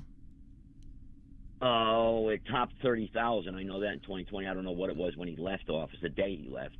It's 35,000 now. Okay. So is that good? Is that good for Biden? Well, it's what? So let's say it's gained 5,000 since Biden took over, right? Right. To be fair, Dan, that's a secret ultra-Trump president who did all that good stuff. The real President Trump, not fake Biden, and only the bad stuff is done by Biden. So the bad stuff's done by Biden, who is also not in control. But Trump, who isn't in control, he is in control, but only when it's the good stuff. Biden, I don't think knows where he's at. I mean, I would say it's his advisors and people around him that are making things work now. I mean, come on, Biden doesn't even know where the guy's at. I mean, you can't tell me that. I don't think anybody over the age of like 65, 70 should be allowed to run. Well, there you go. We agree I know on it's something. ageist, there you go. But well, yeah. I mean, but that would preclude Trump like, and Trump and Biden. So there you go. But here's the other thing. Going back to the oil thing that Trump did. One of the worst things that Trump did at the end of the Trump presidency was his deal that he made with OPEC and Russia, when the cost of oil was plummeting because the demand was so low, because we were in the middle of a global pandemic, and everybody likes to point out, oh, gasoline cost so low during Trump presidency. That's because we're in the middle of a pandemic and demand was low, and low demand means low prices. Nobody was going anywhere, so we didn't pay much for gasoline. Donald Trump made a deal with OPEC and Russia to say, hey, or actually it was OPEC plus because it included some of the other countries as well. Hey, let's artificially reduce output of oil, so we can it'll boost up the our domestic producers and as well. And not only did he say we're going to do it temporarily, he wanted to be more self-sufficient. Dan, what's wrong with that? I mean, I don't want to rely on these Saudis for. Well, what's wrong with that is that I'd rather see offshore drilling. What's wrong with that is that the plan extended into 2022. And had no caveats how for much is gas now? It had no caveats for coming out of the pandemic, coming out of lockdowns. It had no caveats for for saying, okay, we're going to reduce the price of oil, we're going to reduce the output of oil, but once demand starts coming back up, we're gonna start if demand creeps back up, we're gonna start. Let's agree to then increase the output of oil. No, they kept the oil at the reduced output, so that when we came out of the pandemic, oil skyrocketed and the price of oil skyrocketed because the supply of oil stayed the same because we kept the artificially low production, but the price of oil and the price of gasoline skyrocketed because we had skyrocketing demand because now everybody was driving back at normal levels again. So that was based on the so-called art of the deal guy who made this supposedly great deal to help in the short term help our local domestic producers, but in the long term it screwed over everybody. Well, yeah, thanks for Joe Biden re-implementing all the deregulation that Donald Trump took away. He re-implemented everything. I mean, that's why. That's a lot. Main Are you reason kidding? why Are you serious, dude? I hate Biden because he didn't undo enough of the shit that Trump did. Sorry about the swearing. He did not undo. Look, if we would have had Tara Dublin on the show, you would have heard much more curse words than that. I promise you. But it's not about the deregulation. It's not about a regulation to deregulation. It's about the fact that Donald Trump made a deal with OPEC and Russia to artificially reduce the output of production of oil into 2022, into the next term, which ended up being Biden's term. Now, did Donald Trump have internal polling knowing that he was going to lose and as such purposefully sabotage the Biden administration with higher gasoline prices because he knew that it was going to happen? I think honestly he's too full of himself to think that. Like, I don't think he thought he could lose. I don't know.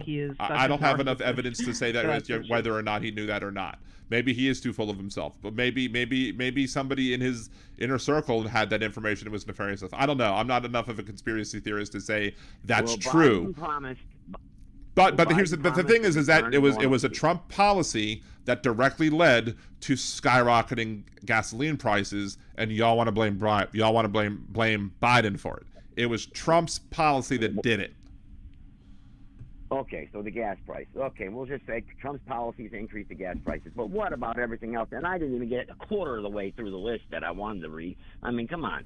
And what are Biden's accomplishments thus far? What has Joe Biden done? What has he done? He managed to defy gravity and basically fly. Okay, he fell up those stairs like no president ever. Sorry, I thought you liked that one. There you go. You're right. I believe I can fly. I believe I can. Oh wait, I shouldn't sing. He's a sexual offender. I shouldn't sing anything. I tell you what, I'd like to see Kennedy, to be honest with you. Why? No. I'm telling you, I'd rather see Kennedy in there because he fixed his mind, and you know what? He's claiming to be a Democrat. It makes me think of my favorite punk rock band, the Dead Kennedys. Hells yeah, can't wait. Honestly, but you know what? Darwinism. He's gonna take himself out. He's got all that crazy conspiracy theory stuff going on. He promoted anti-Semitic. He promoted anti-Semitic EMF, conspiracy theories. So as a Jewish person, I'm gonna say hell no. Yeah. Oh my God. Really? Just okay. Well, yeah. I have a video on that. I have a video on that somewhere on my YouTube channel that goes into more specifics on it. Check it out. I'd like to see that. All right. Go check out my YouTube channel. It's there. I don't want to rehash it right now, but go check it out. Okay. I will. I mean, you know, but look, again, we came to this conclusion in the beginning here. The Republican-Democrat paradigm, left-right paradigm, it has to change for the betterment of the country. Obviously, we're not going to agree, but we can agree to disagree. So therefore, the people that are ground up. You can't say this country's in perfect shape right now. Obviously, we have a huge divide in this country, and that's which is really the problem. And this the policy thing, it's hurting the American people. So me as a Republican, as a conservative, and I would say, look, I'm willing to concede a lot of things. You know that, Dan. But at the same time, it has to be vice versa for the betterment of the people.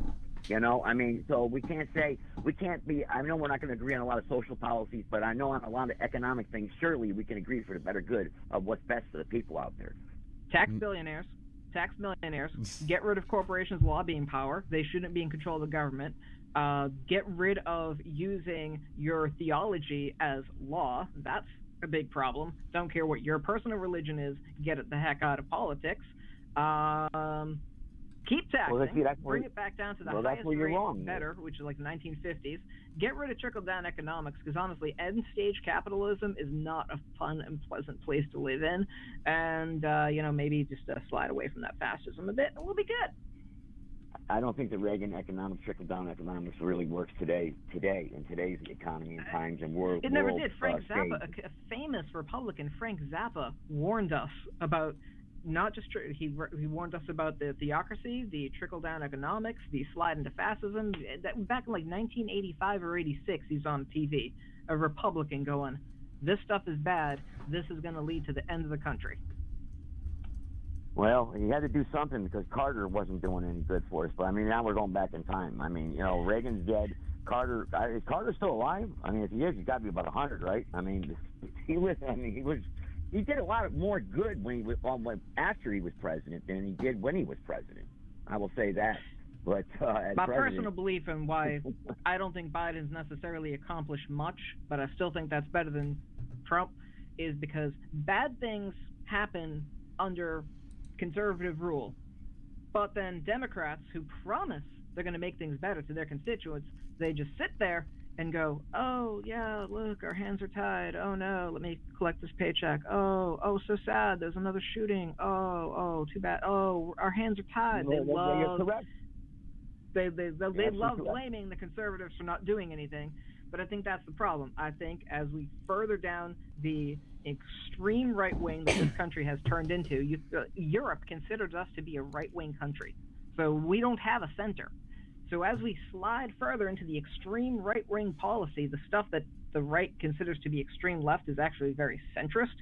We slide down there, all that stuff is harming us, and then in the meantime, we've got the quote left, which isn't really left in office anyways, that's just going, "Oh yeah, sorry, our hands are tied, nothing's happened." So all I can hope for is really just somebody to slow shit down. The way that the current policy of the hopeful GOP electors for president, they want to basically essentially say screw you to the environment, screw you to the future of humanity. So many of them are religious nut jobs that are counting on the end of days anyway, so they just want to get theirs while we're still all alive. They want to throw that all away. That's bad. We can't go backwards on that. But unfortunately, I don't think we're going to get a blue person in office that's going to actually reverse anything.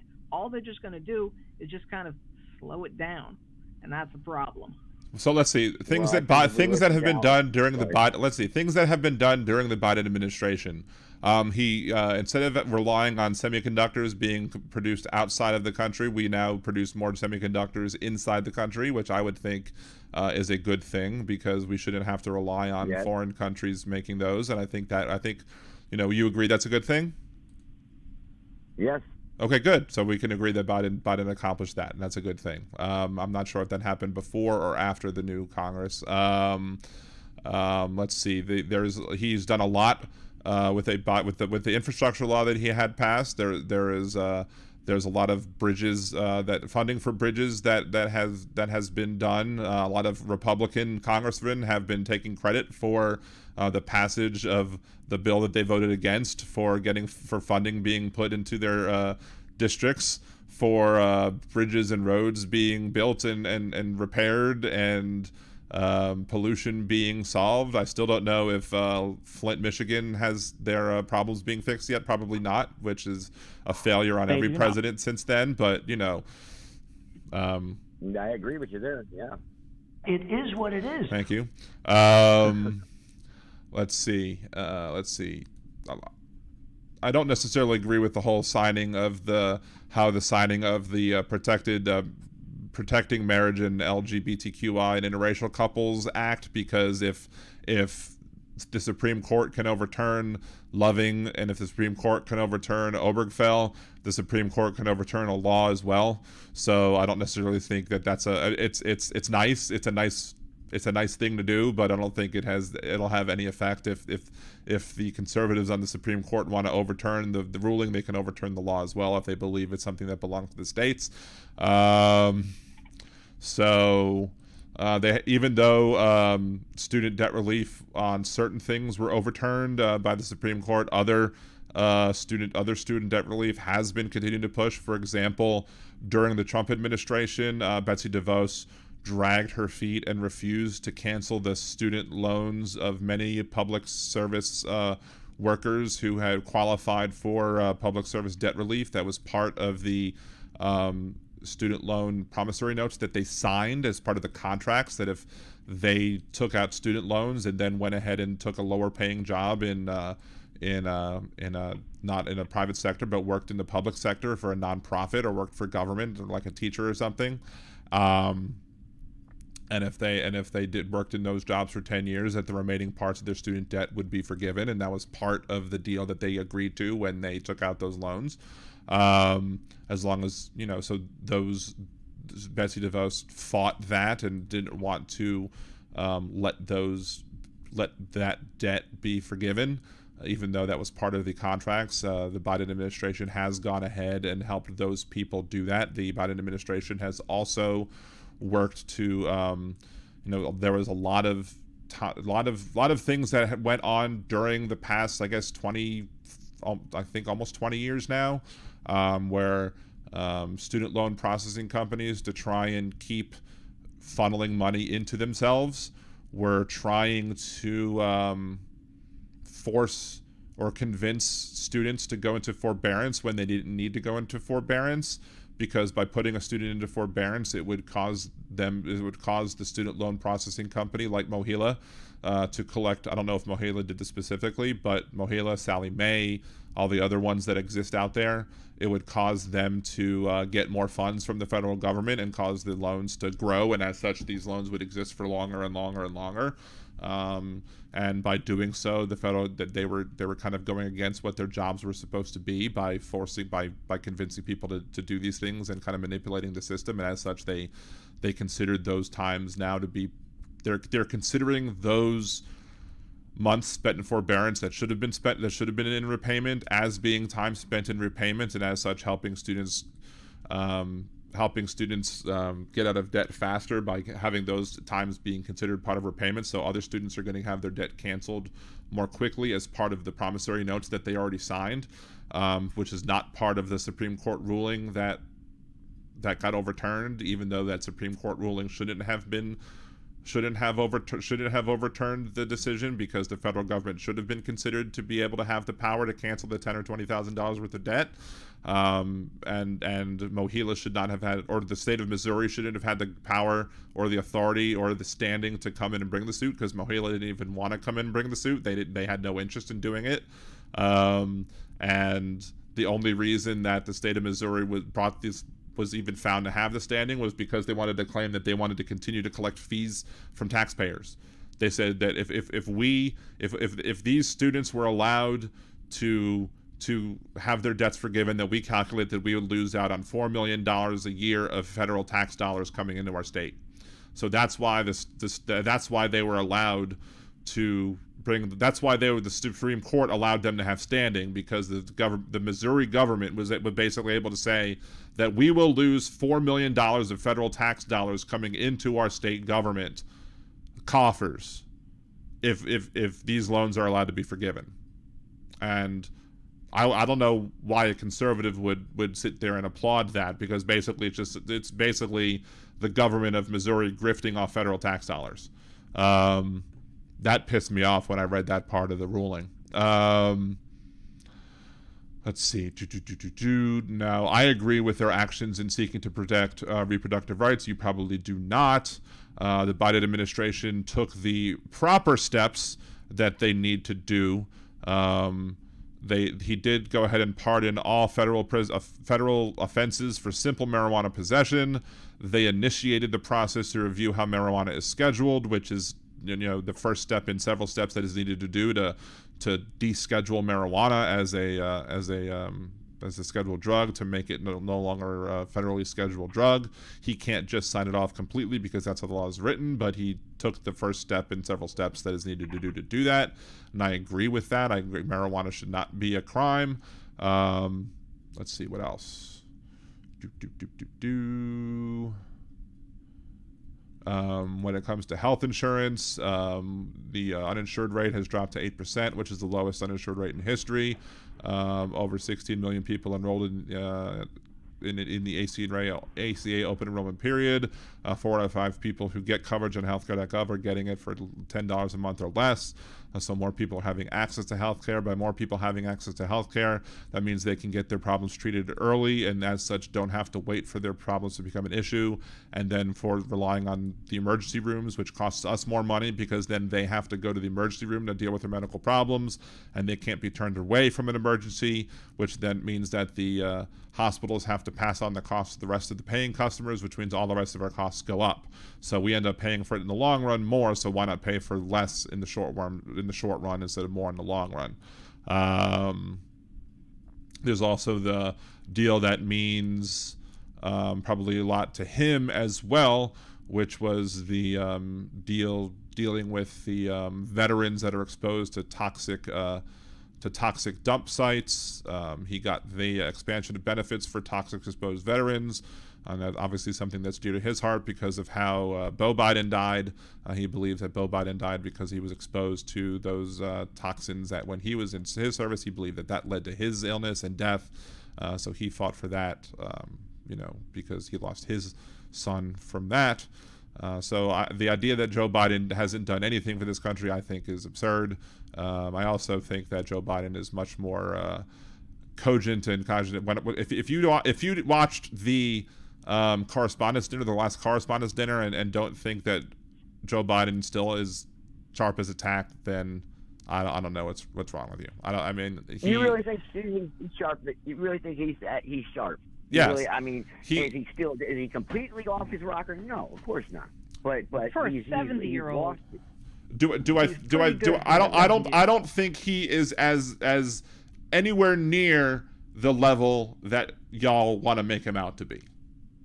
I don't think is anywhere. Yeah. The only thing I wish that he would have done more. The only thing that I wish that he would have done that would have been awesome and amazing is when the Fox News journalist asked him if he would take a mental cognitive test. I think he should have turned to him and said, "Person, woman, man, camera, TV." And if he would have done that, I would have died laughing, and it would have been amazing. But I think there are things that Biden hasn't done, but nobody's done yet, that I'm waiting for any president to do. And one of them is going to be increase federal minimum wage. And the reason why they're never going to do that is because if you increase federal minimum wage, the poverty rate is recalculated, and suddenly lots more people are going to qualify for health care, food stamps, and all that stuff, and that's why it's never going to happen. In the meantime, you got people who are living $800 a month in an area where it's costs you about $1,200 a month just to have a one-bedroom apartment. That's a big thing they got to do. Biden did not push to ratify Roe versus Wade hard enough. He pushed a little bit, what I saw. He didn't do it hard enough, and now we ain't got Roe versus Wade anymore. Well, here's the problem. Pretty big loss. Here's the problem with that. Demodox, is that had during his first term, I don't think we would have, not during the first term, during the first 2 years of his presidency, we didn't have the votes to ratify, to write into law, to codify Roe v. Wade, because Manchin would have never done it. There's no way it would have been done. The worst thing about Trump is also the only good thing about Trump, but on the wrong way, is that he got everybody to fall in line. Didn't matter if they wanted to or not. They fell in line. And that's terrifying in the hands of a wannabe dictator. That's horrifying. But god damn, if Biden was able to do that just to push Manchin on that one thing. Sure, but he would have never done it. But here's the thing. Even if we had a codified Roe, the Supreme Court would have overturned it anyway, because why did the Supreme Court in Dobbs rule the way that they did? Because they feel that it was a power that the state should have, because they feel that because Alito said multiple times in the horrible ruling that Dobbs was, Alito said that the Constitution never mentioned abortion, and as such it's a power that belongs to the states. And as we all know, the Ninth Amendment says that the enumeration in the Constitution of certain rights should not be construed to deny or disparage others retained by the people.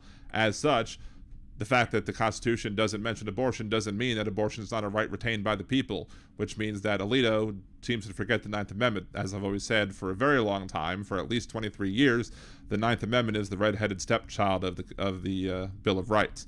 So it's convenient. But the thing is that so if we would have codified Roe, whenever we would have codified Roe, had Obama done it back in, way back in 2009 or 2010 or whenever he was president and when he had 60 votes in the Senate for 4 weeks of actual time in the Senate, and when he was trying to pass things like the Matthew Shepard hate crime bill and Obamacare, he didn't have the votes to do it anyway, because even in the House, they didn't have enough pro-choice legislators in the House back then. But even if he would have been able to do that, the Supreme Court would have still said, nope, we're going to overturn that law too. They would have overturned Roe v. Wade, and they would have overturned the codified Roe, and they would have still sent it back to the states. Which also, that is a good point, because we should have expanded the Supreme Court.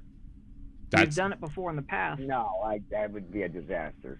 No, it's been done before in the past. The Supreme Court should have been extended to the let's see, federal appeals. It should have been expanded back in Clinton days, I think it was.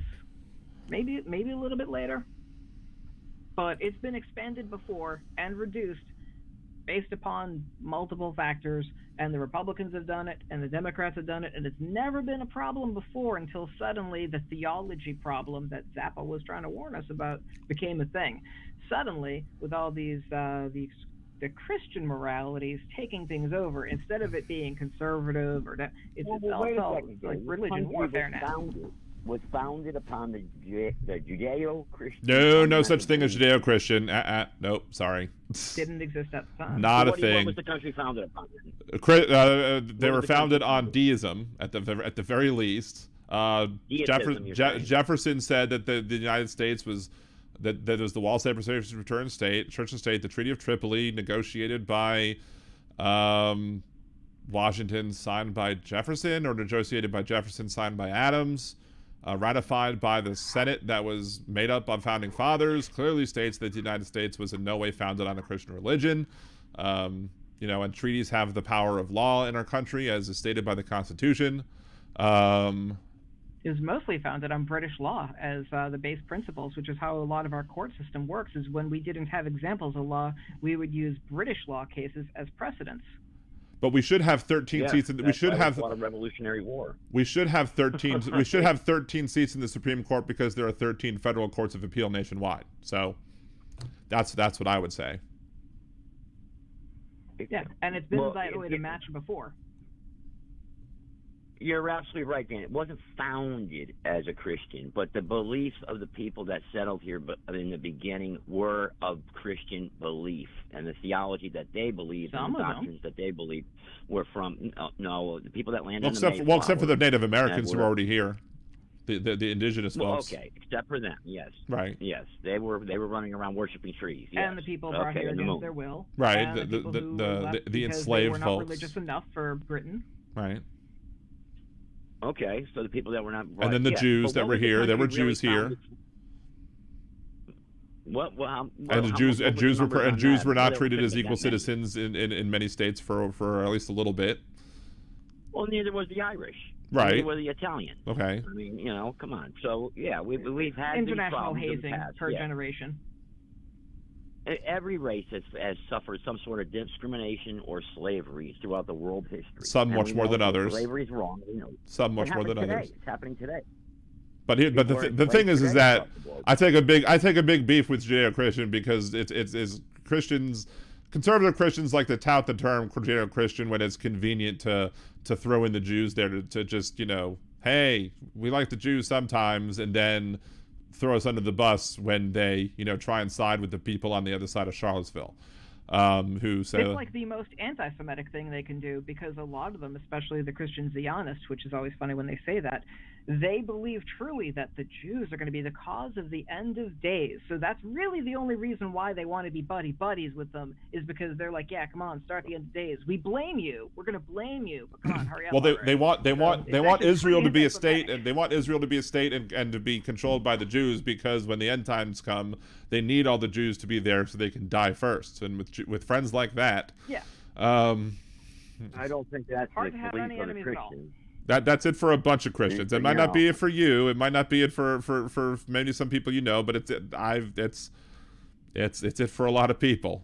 A lot of I've heard people talk about it, and they've said specifically that they want the Jews to be in charge of the Holy Land, because when the end times come, and they need the only way that the end times can come, and the big old apocalypse can come on is when the Jews are in charge of Israel, and it all starts there. So, Well, yeah, that's biblical prophecy. It is what it is. Sure, but I mean, you can't deny biblical prophecy. I mean, it has the historical and well, I can deny Christian biblical policy as a Jew, because I was not raised to believe in that. Sure. You can't deny that people Jew? believe. I don't have to practice. I did it enough as a kid. I don't need practice anymore. I'm good enough. I've done it full enough. So it's like you can't deny that I am God. Well, yeah, I can deny you're God because you're not God. Oh, you can't prove it, though. Sure, I You could. can't prove it. How? I don't have to prove it. No, I mean, you just said you could, right? So you're going to can't. say that you're God? Is that what you're going to say? You're going to claim to be God? You can claim to be whatever you want. I mean, you're free to do that. But the fact of the matter is that you can't prove it's just that as you're valid God. as any prophecy. How do you figure? Because it's How do you all make-believe. When were you foretold? When were you foretold to walk this earth? You're When going to was tell I me that foretold Jesus to walk did not this earth? fulfill? I was foretold to walk this earth in September of 1980 when my mom got herself a pregnancy test. I was foretold. Okay. And no, see the whole thing is Aaron. Nobody predicted. Aaron is a earlier, deity. Right? Aaron West is a deity because I foretold her coming when I went in my Nerdy Dan chat, because I blew the DJ air horn and then she showed up twice immediately. So the blowing of the air horn trumpets and she came into the chat twice. So that was the foretelling of her arrival. So well, clearly you have never read the Bible. Your caller there, or he has not Mary studied was it, not or a he's not a virgin. believer. I mean, the Bible says she was. Well, if you want to look at if you want to look at the terms of if you want to look at the words that is cited by what the Christians refer to as the New Testament, the term Alma, which is often referred to as a virgin in what Christians refer to as in the Old Testament, it really means young woman or maiden. It doesn't mean virgin. There are other terms. There's another word that means virgin in the Tanakh, which is what you call the Old Testament, and when Jews wanted to say virgin, they use the correct word for virgin and not Alma. Alma just means maiden. In the aspect of the whole virginal birth thing, Mary was never supposed to have been the virginal born one. Mary was supposed to have been from a virginal birth. Therefore, she would be free from original sin, therefore being her the only possible vessel for the Son of God, the Savior Christ. If she had original sin, she would not be pure enough. Mary didn't have to be a virgin. She just had to be free from original sin, and that was the only way. Her mother was. So people who read the Bible and say they know the Bible somehow can never get that little detail right. If you can disprove Isaiah 53 for me, then I'll recognize that you claim to be God, because you didn't fulfill that prophecy. That was way before Jesus' time. Well, Jewish prophecy, the Jewish prophecy of when the Messiah comes requires a lot of things, including the rebuilding of the temple, and the Christian Bible retconned that into a rebuilding of the temple into our souls. So that's why said I was the Christian that's why I just said I was that's God. why Jews reject it. But let's get off the idea of a theological discussion. We can go on that for a while. This is supposed to be a political podcast, not a religious podcast. So,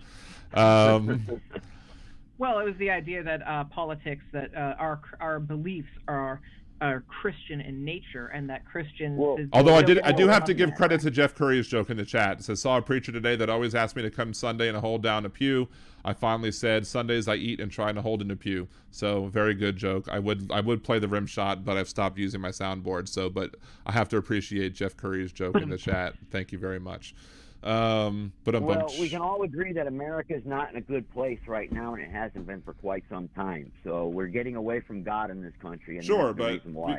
we can. I don't necessarily. We can agree that America's not in a good place, but we don't have to necessarily agree that that's the reason why. I don't think that whether or not we're moving our distance from God. I mean, if God exists and is an all-encompassing figure, our distance from God never changes.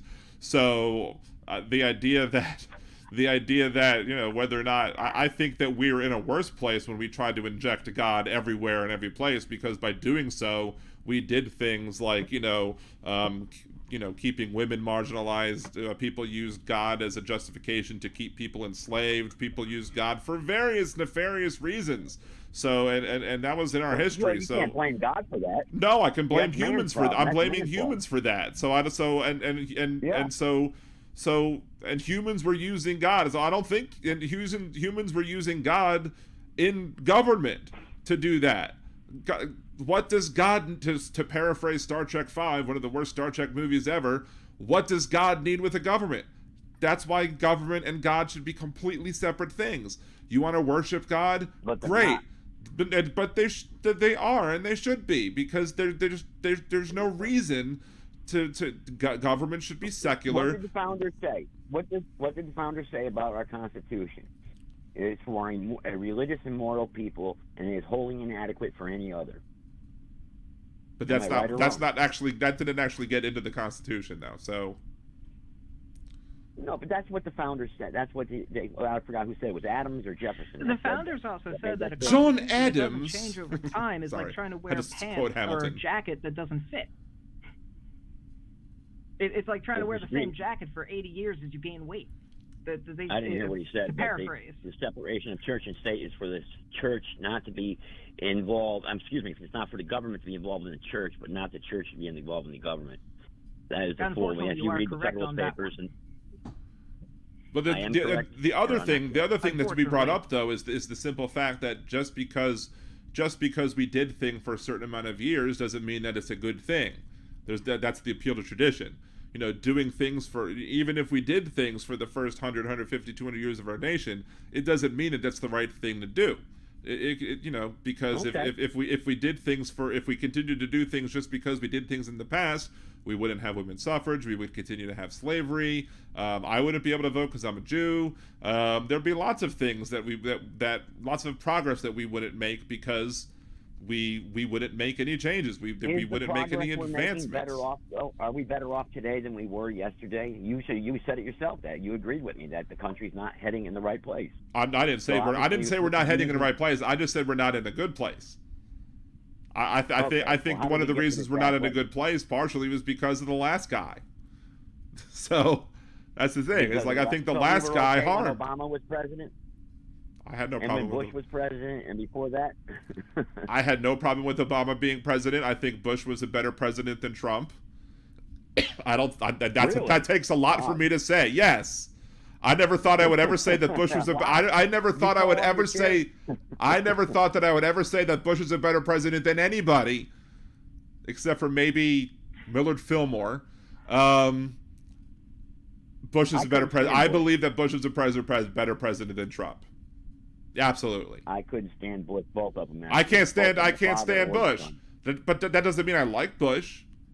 I just think that Bush is a better president than Trump. President Garfield is a better president than Trump. And by President Garfield, I don't mean back in time when he was president. I mean now. His corpsicle right now would make a better president than Trump. Why disdain for Trump? I just don't get it. I just don't understand it. Because disdain for everyone. Because he's a racist and a rapist and a horrible person, and he's responsible for hundreds of thousands of deaths for COVID.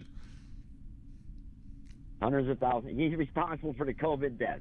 I think he's responsible for hundreds of thousands because of inaction. And because he told Woodward that he downplayed the threat because he likes to sugarcoat things. He always likes to make things look better than it is because he likes optics. I mean, I don't know if he used the word optics. I hate the word optics, but that's what people like to say, and it is what it is. Thank you. He.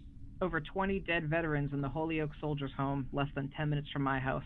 There's the issue of him pushing to stop testing. Now, I can't necessarily blame him for not having testing at the start because nobody had testing, but he was worried about the number of positive cases showing up. He didn't want to show positive cases. Now, if we would have had a robust testing program in this country, like where everybody could get tested and we could have tested everybody all the time, if we would have just had testing available at all times, we could have had surgically precise lockdowns.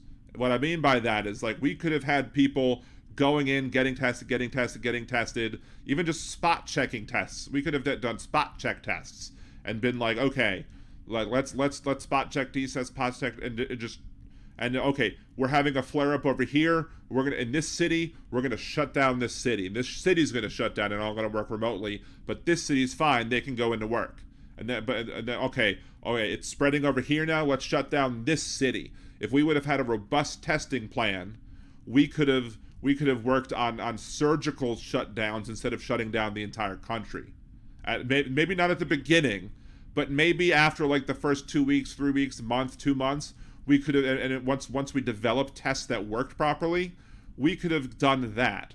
But instead of implementing that, Trump was more worried about making himself look good because he didn't want to have more cases, as he said in Tulsa. I don't want to. You have more tests, you have more cases, which is probably the dumbest thing that any president has maybe ever said ever. Because sure, out loud, out loud, sure, you're gonna the quiet part out loud. You're gonna reveal more cases because you're gonna show them with the tests. Because you're going to show them. But if you don't show the positive cases are still going to be there, you're just not going to know where they are. So you're going to have a much more difficult time fighting the virus. So because of Trump's refusal... There's no viruses found in nature that cause illness or disease for decades. They have been using this microscopic images of cell debris from dead and dying cells for ages, as well as animated images, along with bogus, unscientific medical narratives to fool the masses. You claim that that's this virus. Tell me something. When was the microscope invented? Just ask yourself that question, and then look and see when they first came out with the first virus. How could they have determined that? It's a lie. You've been duped for so long. The chemical and medical pharmaceutical industries for years. 1590 was the first microscope. What the scientific method is. Microscope was invented in 1590. 1590. You're saying the first microscope was invented in 1590. Yes, that according to my very quick Google search. The first virus was discovered in 1890. The first virus was discovered in 1892.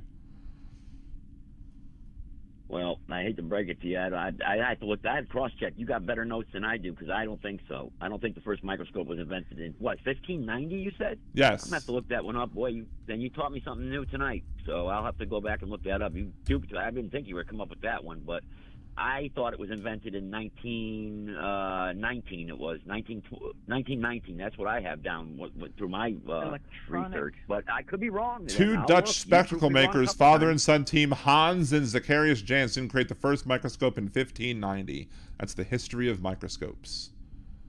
And before the microscope was invented, the notion of either bacteria or virus-like somethings, little microbes, had been long theorized and proven, just not distinguished because of the use of beakers, burners, and sealing things, and essentially the idea that notions that disease could spread by air, but not by smell, which is why they had those stupid masks on, but that there's actually a living organism. And they did that by having a little curly tube that went up and down, and then they had the boiling water. They boiled the water in one, and the other one that left it exposed. Stuff grew in the one that was exposed. That's how they started theorizing.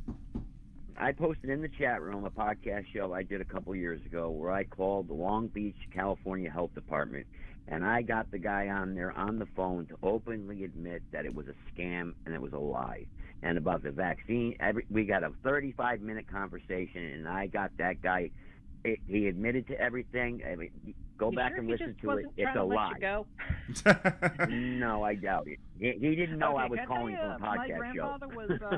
My grandfather was in NASA, right? Now, he was a rocket scientist. He designed rockets. He was an aerospace engineer. He knew all about all sorts of physics and all that fun stuff. And this one time, I was a little kid, and he encountered somebody who told him, matter-of-factly, that the moon landing was false. So So my grandfather pulled out his credentials, basically said, hey, listen, I worked with NASA. I worked designing rockets. And guess what? You are absolutely 100% correct. And then he led the guy on. He told him about, no, we didn't have the technology to land on the moon. He gave all these reasons we couldn't have landed on the moon. And as the guy's eating into it, and he's eating into it, and he's eating into it, and he said, should I tell you what really happened? He goes, yeah, I want to know. He's like, I don't know if I should tell you, but listen, we filmed the whole thing on a soundstage on Mars. And the dude, well, yeah, but did he prove though that they did land on the moon though? What? But okay, so what? Did he what? prove to him that he did? It was a joke. Joseph. The idea is, if somebody's in for a place of authority, that doesn't mean they're necessarily telling the truth or correct. Joseph, when did you think that the first microscope was created? It was. I think it. I'm going by memory from when I researched this. I think it was 1919. I could be wrong though. All right. Well, I'm not in this one website that says the history of microscopy. In 1931, the first electron microscope is made, but I'm not seeing anything with 1919. So. Okay. The first. So I'm off then. It could be 30s. I've heard that too once. I think 30s, but I didn't want to say that. They stopped using light and transmitting electrons. Yes. So it was not 1913. It was 1931. You had the 3 and the 1 backwards. Okay. It's I'm getting the Federal Reserve. I don't believe in dog either. Okay. But like in 1665, English physicist Robert Hooke publishes Micrographia, in which he coins the term cells when describing tissue. The book includes drawings of hairs and a nettle and the honeycomb structure of a cork. He uses a simple single-lens microscope illuminated by a candle in 1665. 1676, living cells first seen. Antoine Van... I'm not even going to try and pronounce his last name, builds a simple microscope with one lens to examine blood, yeast, and insects. He's the first to describe cells and bacteria. He invents new methods for making lenses that allows for magnifications up to 270 times. 1974. So how could they detect a virus then? How could they have done that? If it was invented in 1931, how could they do that? The first virus. But the virus, you don't need an electron microscope to detect a virus. It's just electron microscope gets down to the level of the atom. You don't need it. You don't need electron microscopes are needed to see atoms. Viruses are much larger than atoms. Viruses are made up of multiple cells. I thought that you would need a microscope to see these. You need a microscope, but you don't need an electron microscope. You can see Ebola with a regular microscope. Good enough high-powered non-electron microscope, you can see Ebola. That's a filovirus, which is a very, very primitive type of virus. It's in the very similar family of Marburg. We've had this discussion in the past, Dan, and I know you brought up the 14th Amendment earlier, but I just ask anyone out there to look up United States USC 28 Section 3002 subsection 15A. Wait, say that again. Say that again. Let me type it. USC what? Okay. USC Section 3002, Section 28, subsection 15A. Okay, and it says right there about the 14th Amendment and the de facto United States is a corporation. If we're a corporation, look up. How could we be a corporation? The Washington D.C. then in a corporation is Walmart. When they changed aisle 10 from 9, does it affect you? No. Does anything a corporation does affect you directly? No. It's not supposed to, right? So, again, Washington, D.C. is a corporation. That is a huge, huge thing to understand. They weren't talking about, like, CEOs and stock market corporations, right? Like, corporation is a group.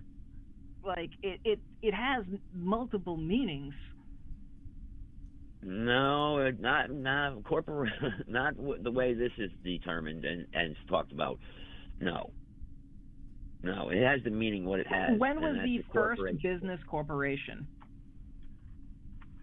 Oh, I don't know. Okay, when was the first corporation in America? The first, what are you talking about? The first business that became a corporation? I don't know. Was it Ford, maybe? I don't know. Boston Manufacturing Co. in 1813. Okay. But what's that got to do with the United States being a corporation? Because that's a business corporation, and what a business does can and does affect people and is still under the scrutiny of the law. But a the 14th Amendment using the word corporation does not mean the same as a bank or a Walmart. It means de facto. We're de facto. We're not a de jure. This government, we were founded as a government for the Constitution Republic of the United States of America. We were a de jure form of government. A municipal corporation, a group of people elected to govern a city, town, or borough. Okay. Not city, a company. Town, or borough. Not a country. Yeah. That's right. That's from Oxford. So Black's the Law entire Dictionary, look it up. Yeah. So the entire country being a corporation, that's not what that means. It's not. Washington D.C. is. Washington D.C. is a corporation,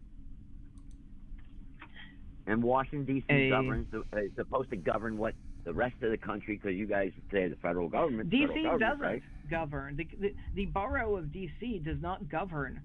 The people who are inside D.C., who are the lawmakers, duly elected through all the states, they go to D.C., that is where they reside, but they are not of D.C.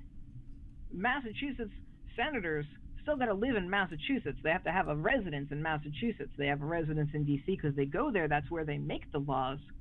But that is not the same as D.C. making a thing. Listen, if I had a club, if I had the Liberal Dan fan club, and we made official Patreon policies of what patrons are going to get what rewards and all that stuff, and we hold our meeting inside Walmart in Chicopee, Massachusetts, for example, we hold our meetings there. Chicopee, Massachusetts Walmart as a corporation is not governing the Liberal Dan patron. It is the people who are going to there who are governing it. There's a difference. D.C. isn't making the laws. The laws are being made in the location of D.C. They could pick up the Congress building, not literally, but they could pick that up. They could make another one. They could build that in, I don't know, Cincinnati, for example. They could build it in Cincinnati. Would Cincinnati be governing our nation? No, it's not the supposed same to be, no. people. Yeah, but exactly. D.C. isn't making the laws.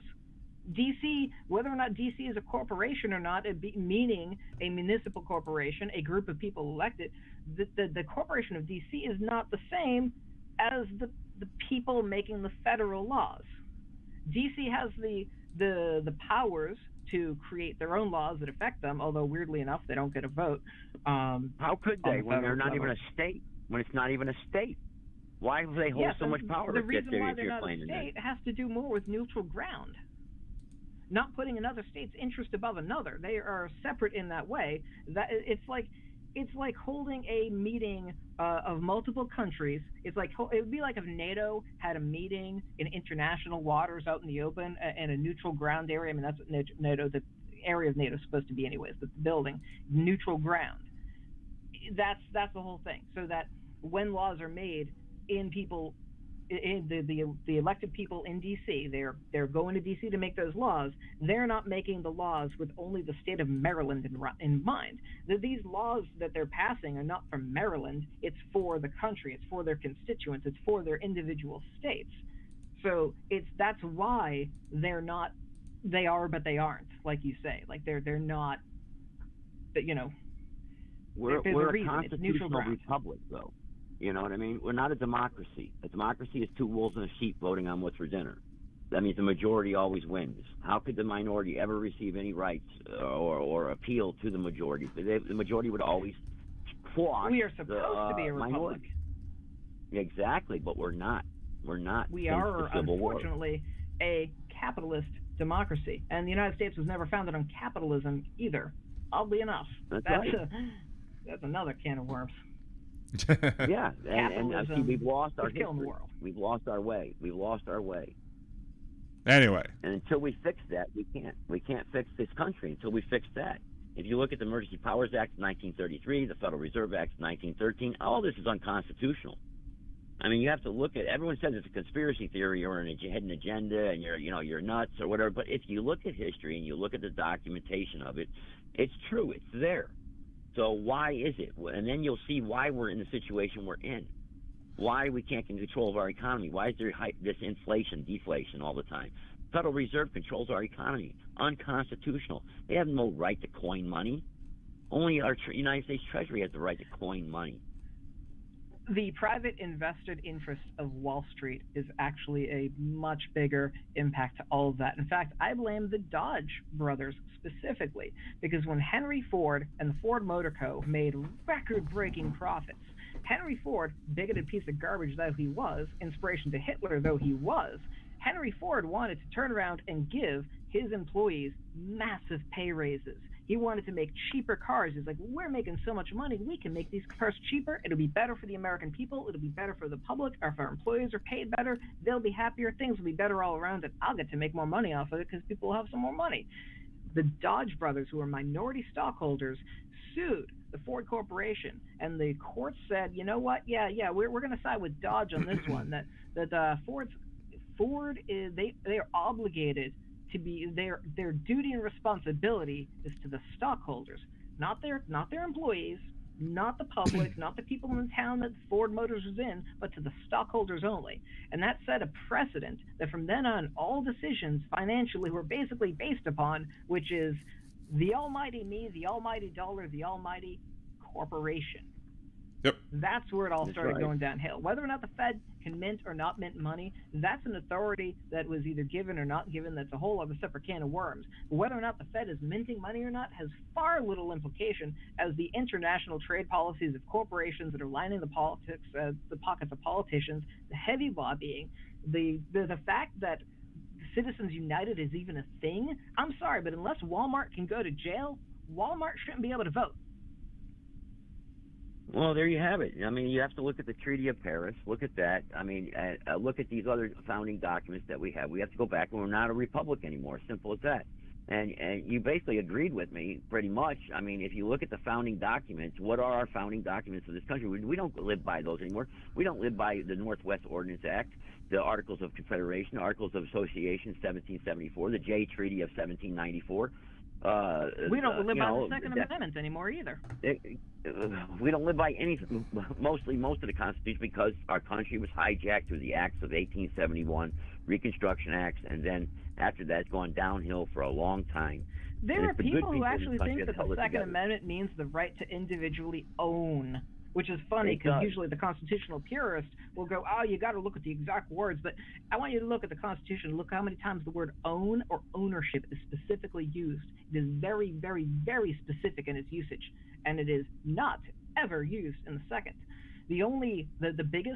The biggest fraud pulled on the American people was the decision of the placement of the comma, changing the connotation based upon what the comma means today, or, well, then anyways, in the 1970s, what the comma meant then, and implied that backwards, retroactively, to how the comma was used in the writing style of the English of the time. Because in the English of the time, the qualifying statement of that comma was actually saying that the rights of the militias should not be infringed. The comma, that whole shall not be infringed, that was still in reference to the previous statement of the militias, not the people. Now, some people say, oh, but the militia is made up of the people. Yes, you can be a member of a militia, but that when you're a member, you're still not owning. When they had militias, when they had state militias, those militias, they either brought their own guns, but there was no guarantee to own. There's no guarantee to own. Well, how did they get their own guns if no guarantee? You have to look at the Articles of Confederation. You can own, but that's the meaning and it's definition guaranteed. of the Articles. You can own a car. It's not guaranteed. I think someone in the chat just called their shot there. Anyway, let's roll back to a couple of things I wanted to point out, because I'll let y'all go have at it for a second. Talking about the Federal Reserve, you said the Federal Reserve doesn't have the power to coin anything. I would argue the fact that simply, yes, Congress does have the power to coin anything, but power also has the power to regulate. If Congress wants to regulate or delegate the powers to whoever they want to delegate, says we're going to regulate, we're going to delegate this power, and this is going to be the people who do it, then Congress can say this is going to be the people who do it. So if Congress says, okay, we're going to delegate to this, we're going to delegate to that, it's going to be this committee or that committee or this entity or that entity, then Congress can create the law to do that, and Congress has the power to create such laws to do that. So the idea that there's some big conspiracy over, the Federal Reserve is this, that, the other, I'm at least glad you didn't bring up Rothschilds this time. What was the second second point I was going to make. I had a third point to make that I was looking up real quick, but what was the second point I was going to make? Shoot. What was the other thing you're all talking about? Oh, I don't know. Crap. Much. I know. I'll remember it. I'll remember 2 seconds after we end the podcast. I'll be like, oh, that was the other point I wanted to make. Gosh darn it. Anyway, but back to the virus thing.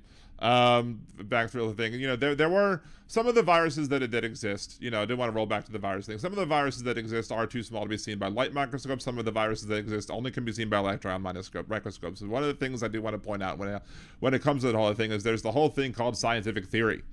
Scientific theory does basically suggest that you can posit the existence of things by scientific tests, and basically by saying, hey, you know, we're going to suggest that these things exist because, you know, by the process of elimination.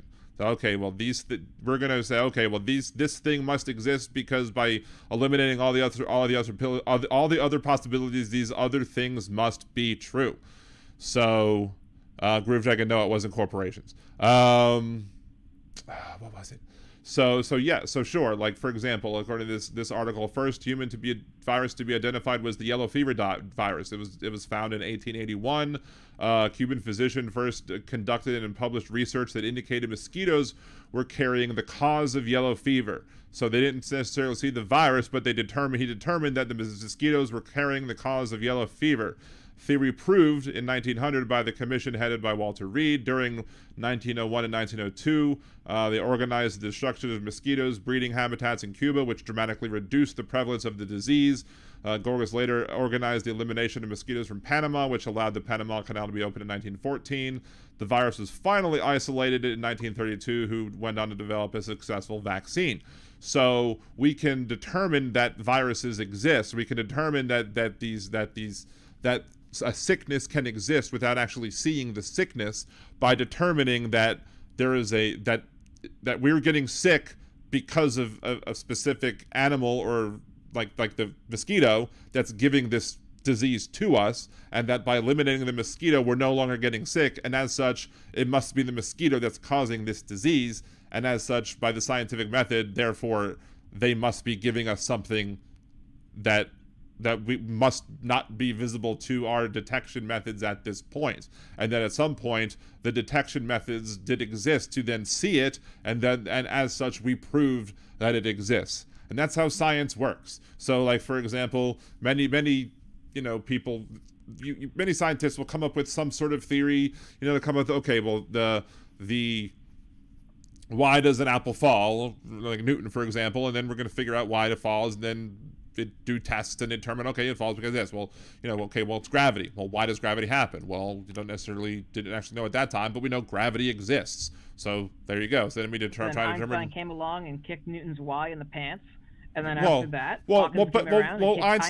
Y in the pants. Well, Einstein didn't necessarily make Newton wrong. He just said the Y wasn't accurate enough. Like, we didn't. Right, it wasn't accurate enough. It was accurate enough for regular everyday stuff, but it didn't. But like correct. Newton didn't figure out the perihelion shift of Mercury, for example. So Einstein had to figure out why that wasn't right. But then Einstein's theory didn't figure out why, microscopically small things didn't really work the way he thought, but it was really, really close, and we kept narrowing it down. So you have all of these things, and so, but as we go on and as we discover things and as we determine things, that are new, we learn all these great new wonderful things via science, and that's why I trust science. So that when a scientist, or when somebody who studies viruses and pandemics, and like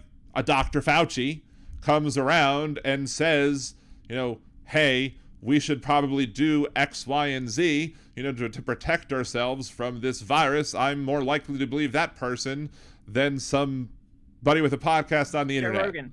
Be it you or anybody else, or some political person with some other, objective. And then if that person later comes on and says, oh, by the way, some of the initial data that we collected and some of the assumptions that we made off that initial data that we collected was proven to be a little bit off because we collected some initial data And some of that, and so now we're changing our recommendations some, because now we've collected some additional data, and so now we're changing our recommendations based on that new data. It doesn't mean that they're a quack. It doesn't mean that they're wrong. It doesn't mean that they lied. It means that they're still following the scientific method. It still means that they're still. Dan, yes. Fauci did make one dangerous, dumb mistake. Really dangerous mistake. Which is? He presumed that the intelligence and compassion and rationale of the American people was at least base level good.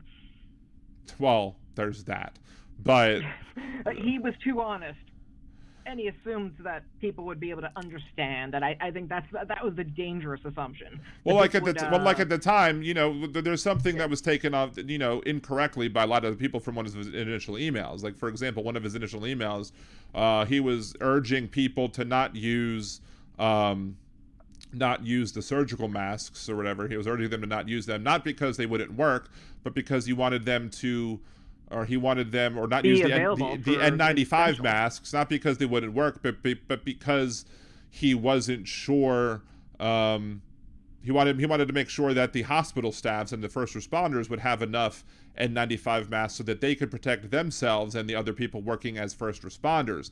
And he wasn't yet sure of the efficacy of wearing masks to protect the wearer or the people around themselves. But he also posited that it might potentially help them, but we don't know at this time. And then at some point, and he wasn't aware of the exact efficacy of the masks either. Like, that's the thing. He's a scientist. He won't say, no, this doesn't work, or yes, this definitely does work. He'll give you all these possibles, and, you know, well, we haven't really ascertained the exact amount, and people took that as he didn't know. But we do know they work, because the TV show Schitt's Creek.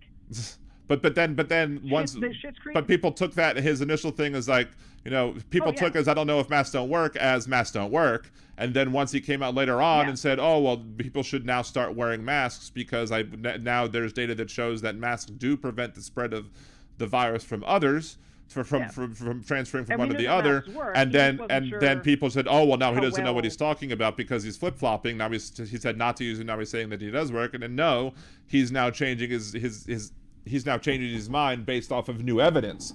But we've had time to examining the results that masks work for this particular virus, whereas sometimes masks are less effective based on the method of transmission and how they're worn, and other times masks are more effective based on the method of transmission and how it's worn, and we weren't sure. Right. But in the show Schitt's Creek, when Alexis gets sick, this is well before COVID, she's wearing a mask because it was common sense and common knowledge well before the pandemic that if you're sick, wearing a mask helps prevent the spread of any disease. And it was just a good thing to do as a general practice.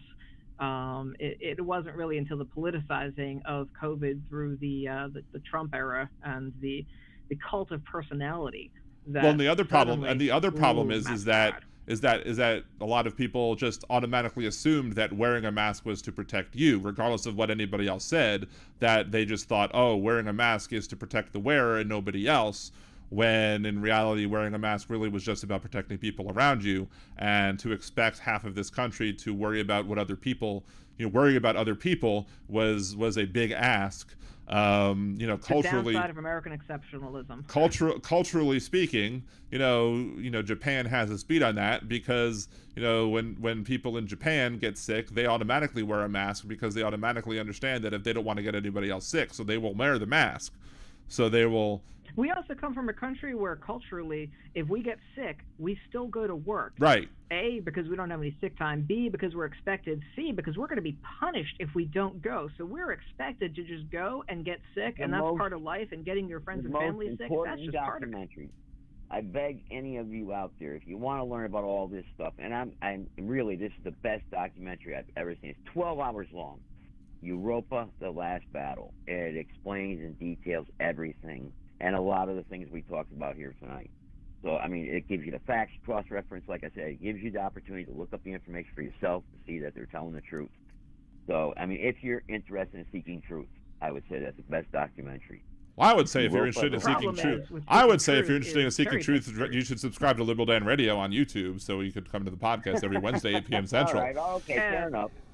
Fair enough. No, Dan, that's not enough. Okay, you also got to be a patron, because only the Liberal Dan patrons get the truth beam directly from the Jewish space laser into their minds to unlock the true truth. True. That's the patron level 2 benefit right there. Absolutely. Facts. You can't prove it wrong. Exactly.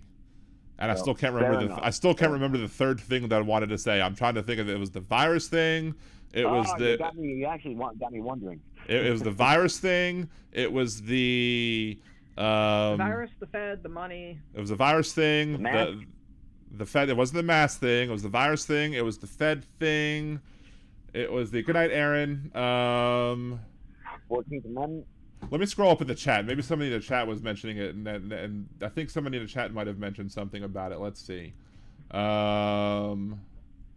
You're just gonna have a bunch of comments about how gorgeous I sound. Well, that's obvious. I mean. Yeah.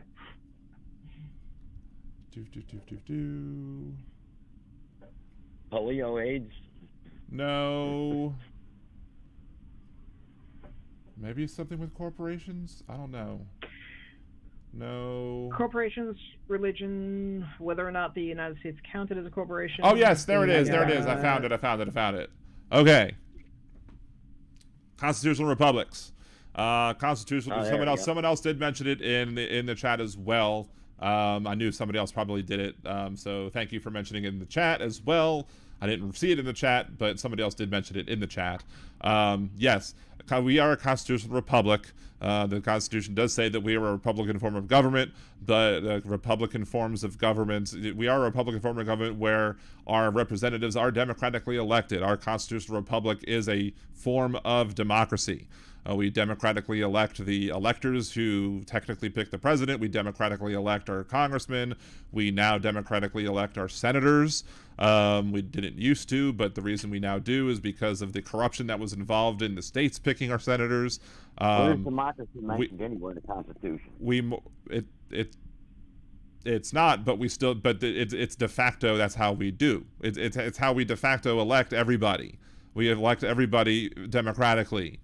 We elect our representatives I always say we elect our senators more democratically than we elect our congressmen, because currently our congressmen in many instances are not elected as democratically as they should be, and that's a whole other show that we don't have time for, because of the fact of gerrymandering, and because we no longer actually follow even what the founders wanted us to do, because we don't apportion properly. If we apportioned properly, we'd have at least 100 more seats in the House. Because we probably would want to have a lot more seats than that, because the difference, and also the difference between we allowed our states to be the difference in population size between our states to become too big as well. Like during when the country was founded, we had the difference in population, including the ridiculousness of counting black people as 3/5 of a person. If you include that figure, if you include that calculation in it, the difference between, I think, Rhode Island and Virginia, which was the smallest of the biggest state, was maybe like 11 times. Now, the difference between Wyoming and California is almost 70-something times as big. And I would love to be able to have a time machine that would get Thomas Jefferson right in his deathbed, right before he dies, if no one else is around, and be able to pull him up into the future and just be able to ask him a whole bunch of questions and then send him back right as he dies, so that he doesn't know, we can't affect the timeline at all. And so we can be able to ask him what do you think about these things?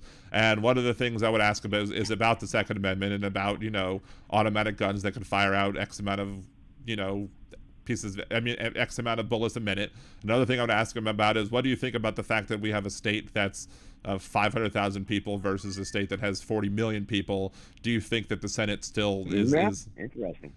We still have a Senate that has a state that has that much representation in the Senate? Should we have allowed that small of a state in the Union? So. Wasn't the whole point of the Second Amendment to allow to prevent the tyrannical takeover of a government, right? So I believe anybody that believes in the Second Amendment and the foundation basis of preventing a tyrannical government from taking over, needs to learn how tanks work. Well, I mean, but they need to. How about an A-10 Warthog with depleted uranium-tipped shells? I mean, that's not going to do really well against your AR-15. Or your AR-15 is not going to do really well against that, I would say. Scratch that and reverse it, as Willy Wonka would say. But why else would they have the castle doctrine then? You know, if it wasn't about protecting your home, surely it must have. That was included in their thoughts. Well, I mean, I'm fine with the I was just being facetious with that. Right, but anyway. So we are a constitutional republic. The constitutional republic is a type and form of a democratic type of government, but I will say that the Senate is absolutely anti-democratic. It's not a very democratic body. The House is supposed to be. The Senate is not a democratic body, but the way we elect senators is more democratic than the way we elect the House because of the gerrymandering. The House is a more democratic body in and of itself. It is more representative of the people as a whole, or at least it's supposed to be, but because of gerrymandering, it tends to not be, because in states like Louisiana and like Alabama, which I guess, let me get your last opinion on this because we have 4 minutes before I have to hang up, at least on the Blog Talk Radio part. What do you think about Alabama not following the Supreme Court ruling that they have to draw a second district because their gerrymandering is illegal and violates the requirements of the Voting Rights Act?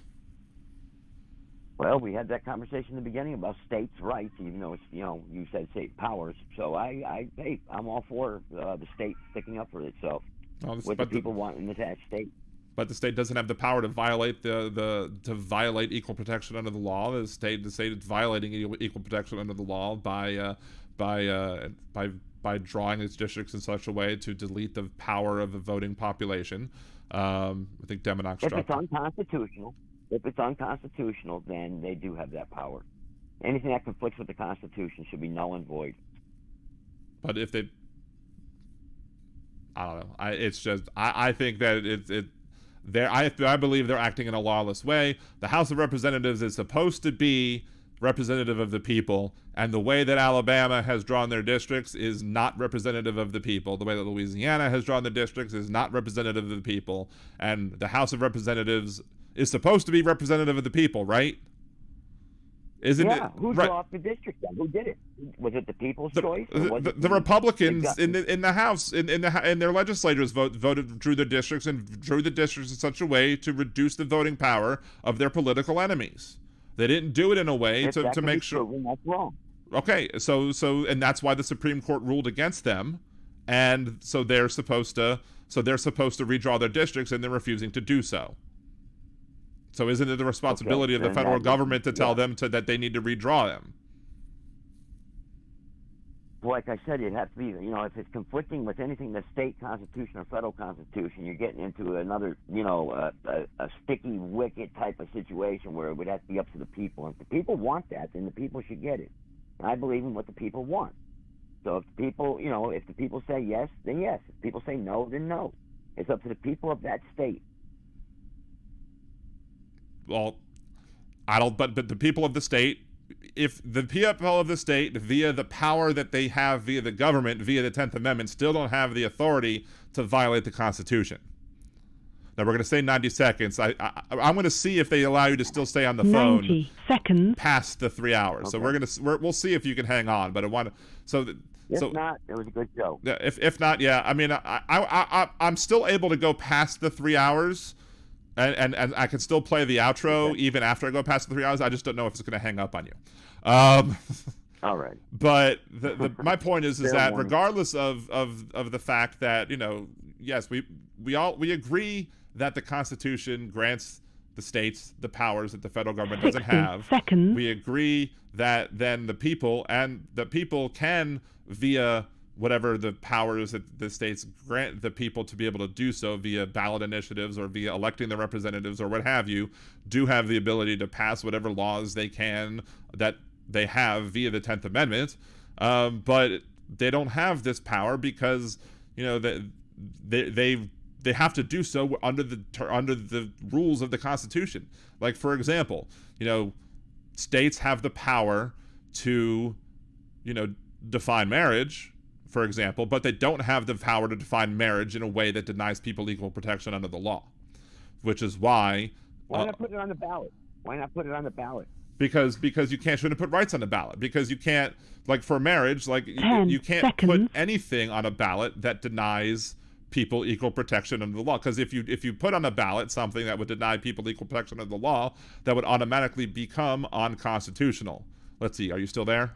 Okay. Oh, you're still there, yeah, so we can still go past. So that's what I'm saying. Is that so? Okay. So while states have the authority to define marriage, and states have the ability to, regulate, like abortion clinics, for example, but they shouldn't be able to have the ability to regulate abortion clinics in violation of the Constitution. Now, before Roe v. Wade was overturned and Dobbs was passed, the current judicial precedent was that there were certain constitutional rights that existed that allowed individuals to have body autonomy, so that states couldn't pass laws that were in violation of those rights that existed.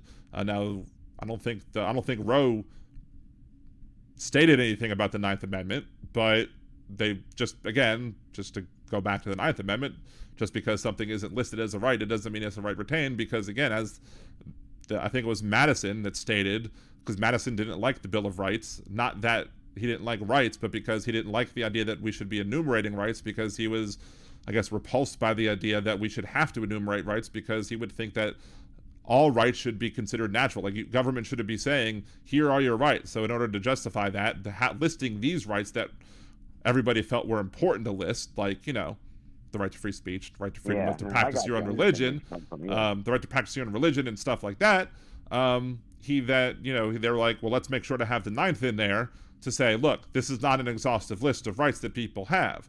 So, but unfortunately, that's as I said, it's the redheaded stepchild of the amendments, because people want to say, well, it's not listed as right, so therefore it's not a right. But that's a false statement. It's a bad argument. So, anywho, so anyway, I guess I'm gonna have to take your side on this. I'd say they're wrong. You're going to say that Alabama is wrong and that they should redraw the districts. No, they shouldn't redraw the districts. They shouldn't. Why? Well, I thought but you should agree with. I'm saying that they should redraw the districts. That's my statement. Is that Alabama should redraw. Okay. So I'm confused now. You got flip flop here. So you're saying the Democrats don't want the districts redrawn? No. Right? I'm saying that the Republicans in the state of Alabama drew, of the 7 districts that exist in Alabama, they drew one district that's like a completely black majority district, and they just shoved all the black people into one district. And the Supreme Court said that was the way that you drew the districts was unconstitutional, because you specifically shoved all the black people into one district, thus diluting the voting power of black people in your state. So therefore, you're now required to go redraw your districts and to be able to have 2, because you should have 2 because of the population of your state. Yeah, I agree. They need to redraw. They need to redo it. So the Republicans were told that they need to redraw the district, and the Republicans are fighting that. And they're refusing to redraw the district. So you're agreeing with me that the Republicans are wrong. Yes. Good. Yes, I'm agreeing with you. Yes, 100%. We agree. Yes, we ended the show on an agreement. We ended the discussion on an agreement. I always like to end the show. There's hope for mankind. With an agreement. That's one of the reasons that I like to have this show, is because we can have an intelligent discussion. We can have a discussion with people on the other side of the aisle, and we can find parts of agreement. And look, you're a very conservative guy. You're a very, very conservative guy. You're probably one of the most conservative people that I have on regularly on the show. And we're agreeing on that. So if we can agree on that, I think many, many, many more people should agree on that, which is one of the reasons why. I'm 100% honest too. I'm being 100% honest with you from the heart. I do agree with you on that. Which is one reason. Which is why. Look, there are a lot of people out there who are conservatives, who are political hack conservatives, who are always going to be who are always going to be conservatives before ideals, and I can, because of the times that we've agreed, and because of specifically this one, where look, you know, I don't think you're a hack. I think we disagree on a lot, and that's fine. But I'm glad that we agree on that. Oh yeah, we do. Yeah. So that's awesome, and I'm glad we could come to that agreement. Yeah. So it's awesome. Anyway. Yeah. So, anything else? When's your show normally come on, or do you have a regular set time, or is it just whenever? Yeah. I appreciate that. 7 p.m. on Tuesdays, 7 p.m. East, and Restoring Our Republic on Blog Talk Radio. All right. Well, cool. Thank you for calling in. Appreciate you being on for so long. Yeah, thank you. I'm glad I finally got my microphone situation set up, and I appreciate the good conversation. Thanks to your caller too. Huh? Yeah, thanks to your caller and everybody in your chat too. I appreciate even the ones there that hate me, but that's okay. Look, you know. And you be safe out there. All right. Thank you. You have a good one. Have a good night. All right. Bye. And everybody in chat, I know it drives y'all crazy that I have people on my show that I disagree. Look, you Benny Loki, you say not to plug him, but hey, he's willing to have an honest, good, non-name calling discussion about the issues with me, and we'll disagree on stuff. Sometimes he rattles my nerves when he brings up some of the stuff, but he hasn't in a while, which is good. And when and sometimes, you know, I'm able to find, I think I've changed his mind on a couple of things. I think, you know, even today, I brought up points that made him think and made him say, well, that's a good point, and that's an interesting point. I think I'm able to make him think. You know, and sometimes he said things that had made me have to, you know, think about my stances too. He challenges me on my stances, and I like to be challenges on my stance, because if I can't justify my stances, if I'm challenged, if I'm given a good argument, I can't challenge my stance, then what good am I as a host? I have to be able to, I can't just take softball questions. I want to be able to, if I get a good hard question, I want to be able to answer it right. I want to be able to do it. And if I can't answer it now, I'll go back and I'll research it. And I'll come back next week and we'll talk about it next week. And I'll come up with it, either an answer. I'll research it. So I want the hard questions asked to me, so I can come back. And then I want to be able to eventually come around. And the only way that we can eventually come together as a country, if we're ever going to come together as a country, is if we're ever to do that, is if we can find some parts of agreement. Because that's the only way you're going to build any sort of bridge, is you have to get that one hook there first. If you can get one hook first, you can work on making more. But if you can't make that one hook, it'll never work. And I firmly believe in that. And see, Kimchi, he did not accede to one fact of reality. You agree to a morality. He refused to even consider that he's wrong, even when you correct him. Look, that's okay that he's not there yet, right? But see, I don't think at the beginning of the conversation, when I was discussing the Alabama thing, he wasn't with me. That's the thing.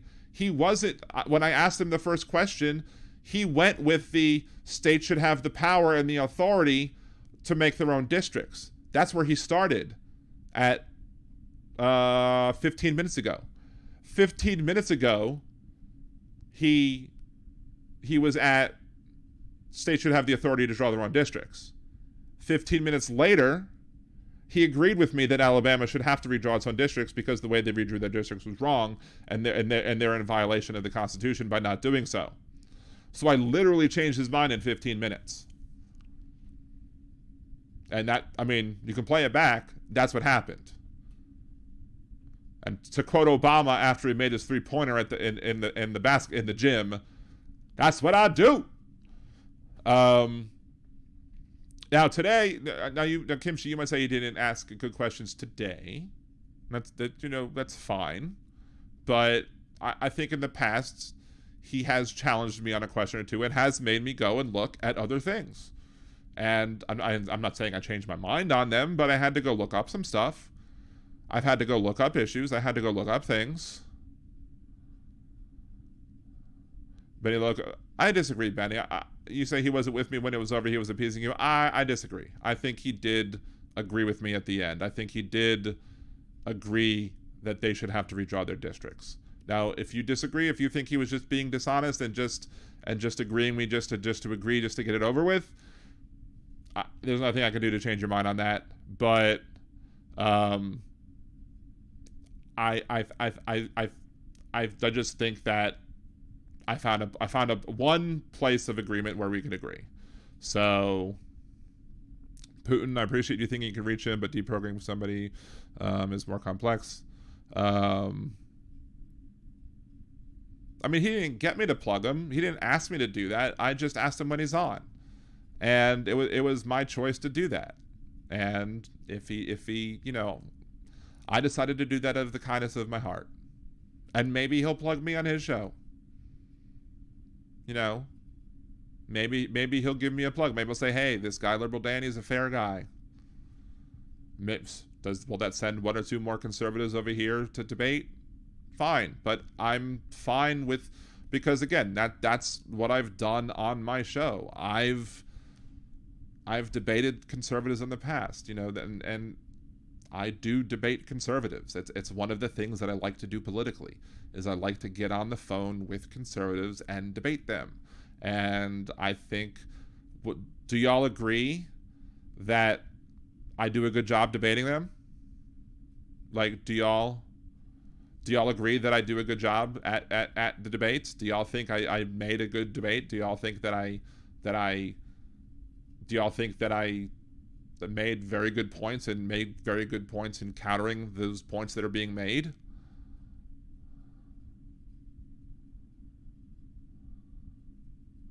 Putin, I was unaware that the documentary was anti-Semitic.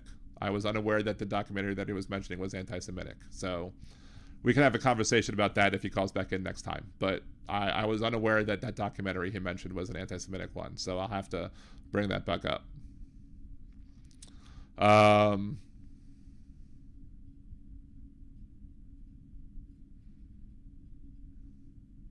Putin says, yes, you are great in conversing and debating in a civil manner.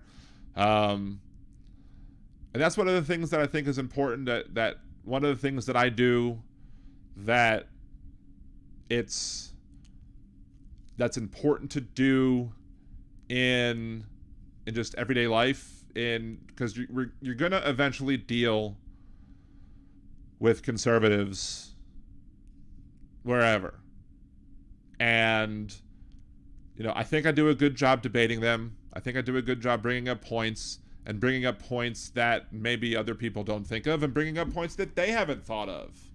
And so hopefully by watching me debate them and doing a good job of it, and again, I like to think I do a very good job of it. I like to think that I don't back down, and I bring up logical, reasonable points that maybe that if y'all get into a discussion with somebody who is also a conservative, that y'all can follow my footsteps and be part of the Danimals, as Aaron has named the Liberal Dan fans, the Danimals, and as Danimals, you know, bring up some of the points that I bring up, and make them question their own beliefs too. So, thank you, Jolie. Putin says I'm a wealth of information too. I appreciate you as well.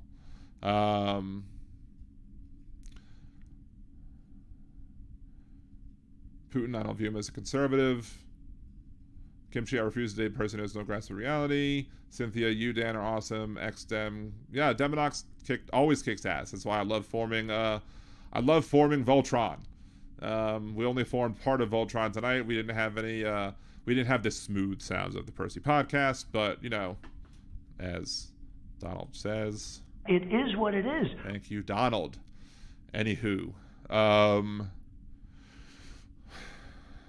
so I believe it's about that time. It's about that time. In a minute, I'm gonna need to upload some videos to YouTube to get some views. But before that, I did upload a video. I don't know if y'all saw it yet, but I did start a parody. So Tim Farrell, if it is a radio show, this is the format. And that's the point. That's why I call myself Liberal Dan Radio. It's not simply just a podcast. It's not. If it was a podcast, I would just, upload videos and just have that to be the end of it. But I want to interact, and I don't want it to just be an echo chamber. I want to interact, and by interacting, if I get people who because one of the ways to get people to get YouTube to start pumping my numbers up is to get some people who disagree to interact in the chats. So I know y'all get frustrated with the conservatives when they come in the chats, but one thing I might say is it might be a good thing just to kind of, if they annoy you, just let the mods handle the really bad ones, but just let me handle them, I guess. In that, because as the conservatives engage in the chat, it helps the metrics. And Hal has taught me this. Hal taught me this in that he doesn't. In that he doesn't. A lot of times when the conservatives respond to my videos, instead of just lashing out at them like I would used to do and just garbling, I most part for to say, I respectfully disagree, but thank you for helping the metrics, or thank you for helping the algorithms. So when conservatives come in here and they say things in the chat that might be disagreeable, that you might disagree with, you might think are full of crap, what they're doing at the very least is helping the metrics. They're driving the analytics. By coming into the chat, they're helping. They're getting YouTube to get more people to see the video, and maybe getting more people to come into the chat, which potentially causes more subscriptions, which gets me to 1,000 faster. When I get to 1,000 faster, you get more Liberal Dan on YouTube. When you get more Liberal Dan on YouTube, I get monetized faster. I get super chats. When I get super chats, I can then multi-stream to Twitch. I start getting more money. I can stream to Twitch. I can then get more software. Once I get the better software, I can then do the video chats.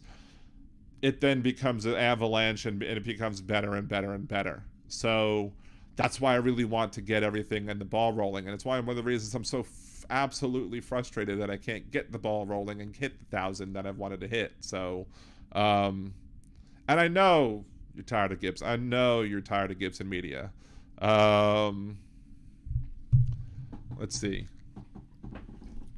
But one of the things I did, one of the things that I tried to do, and I don't think it's working, because nothing that I do works when it comes to trying to boost my numbers, is I tried to tease a parody of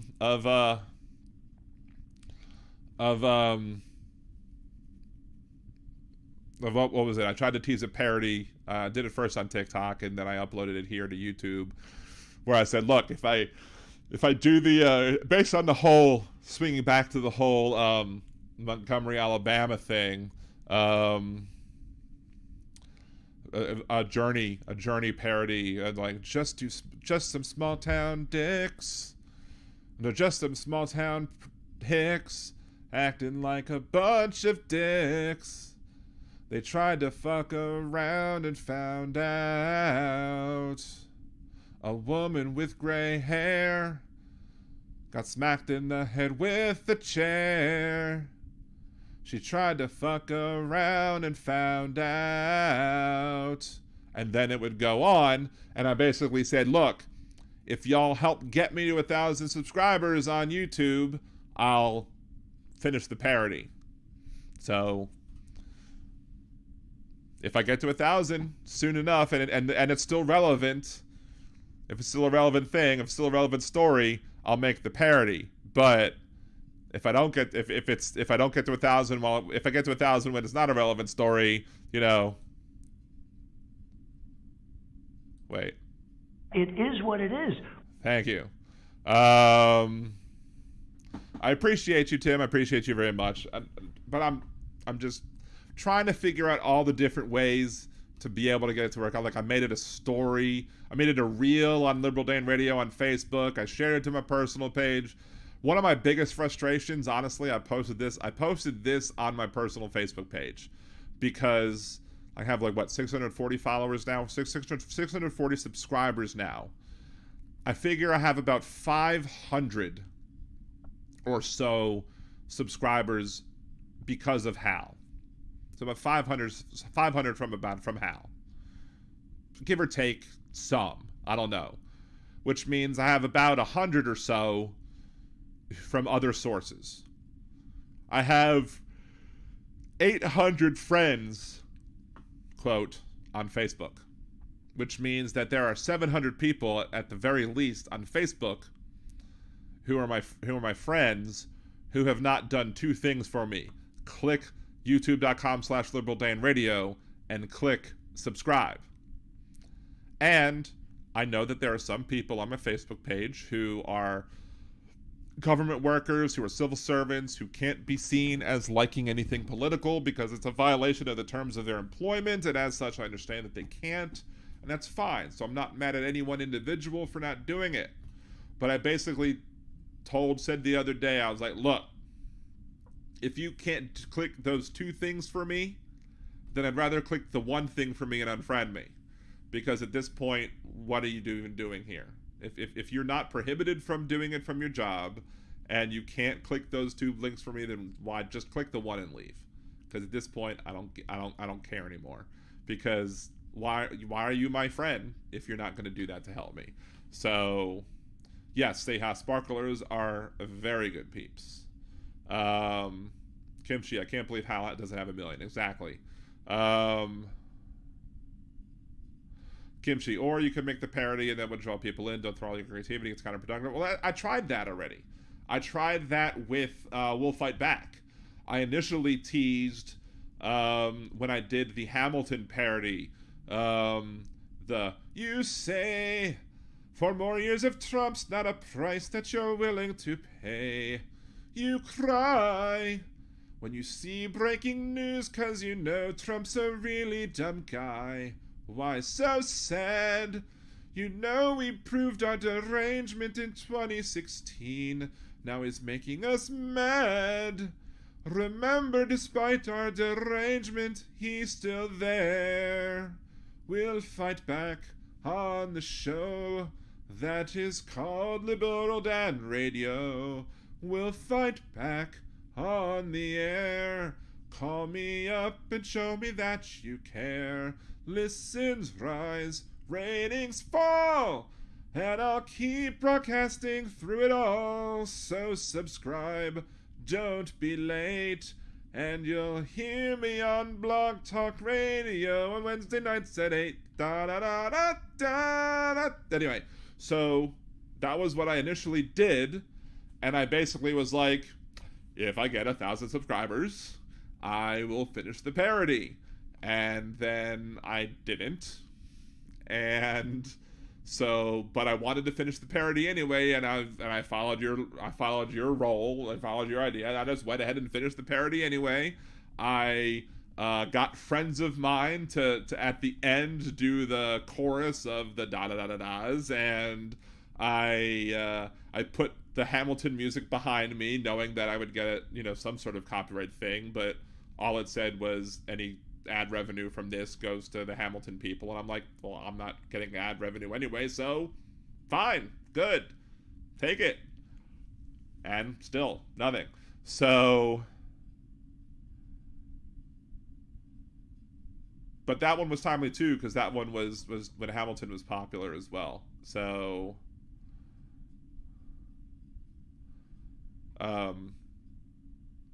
it is timely, Kimchi, but sometimes, I don't know, sometimes I think that the teasers are good too.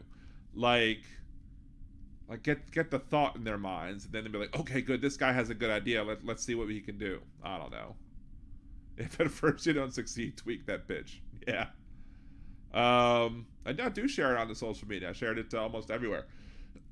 And maybe I could share it again, I don't know, but I also didn't get a lot of retweets on it either, so It is what it is. Thank you, Donald. nor a lot of reshares on Facebook, from facebook.com/liberaldanradio or what have you. So, you know, if other people don't retweet it or reshare it on Facebook, there's not much I can do about that either. Especially all the 800 or so Facebook friends that, you know, don't help me out. Because, you know, friends on Facebook. Especially the family that doesn't do anything. That's the thing that bugs me the most. If we're getting personal for a second. But, you know. That was years ago. That's when I did it. Was years ago. So, that was like... But like, it was the start of it was like this, towards the beginning of the pandemic or whatever, and it was when everybody was getting into Hamilton, and that's when I first started making... When did I do that? Let's see. Let's open up YouTube, since we're, you know, just chit-chatting at this point.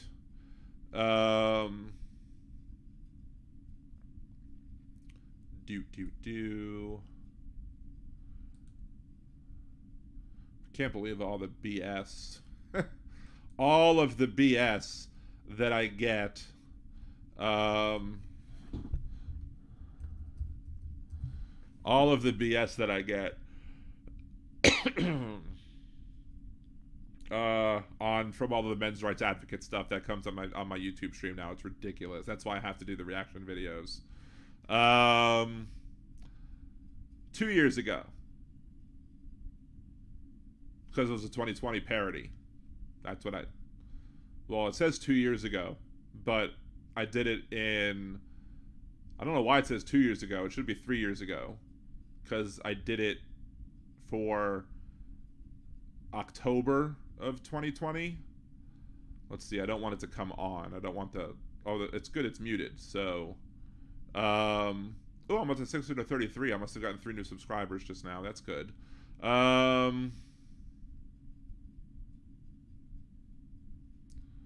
Let's see. It doesn't say the date on here. Oh, there it is. October 24th, 2020 is when I posted it. So, 2 years and 10 months-ish ago is when I posted it. So, yeah, 8. So, almost 3 years ago when I posted it. So...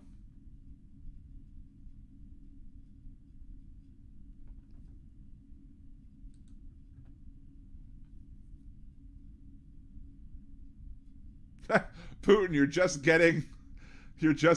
must be late, because Putin just heard the bunch of country hicks. That's hilarious. All right, Kimchi, I'll think about it. Y'all gonna retweet it or reshare it on Facebook if I do it up and make it and produce it and get it out there tomorrow? If I write it up tomorrow and put it out there, are y'all gonna get it out there and do it? You need to promise me that y'all are going to share it out there, because I need help with it. I can't be the only one sharing it. So, Jeff Curry, I might be better. I might better looking than Kimchi, but I ain't got a bra on, so I never wear a bra. Let him fly. Putin. Oh, he just looked it up on TikTok. Okay. All right. Since I love y'all, I'll just do it.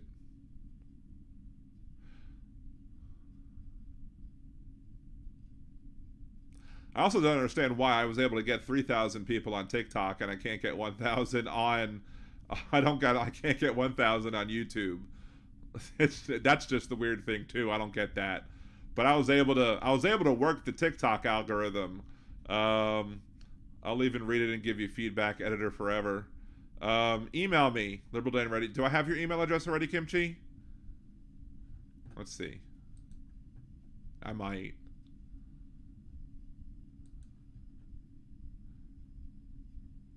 I think I do.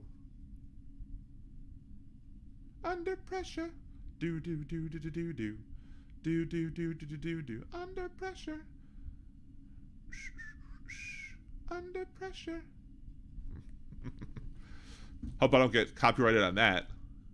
Funny thing about one time I was at karaoke, and me and my friend were singing Under Pressure, and I was doing the Freddie Mercury part, which was hard. Well, one time I did the Freddie Mercury part, one time I did the other part, and whatchamacallit, I haven't checked it. I had a P-Dub sent me an email. I didn't even check. It's been a while.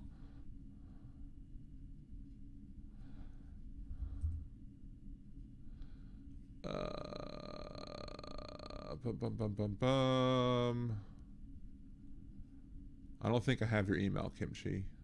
Or let's see.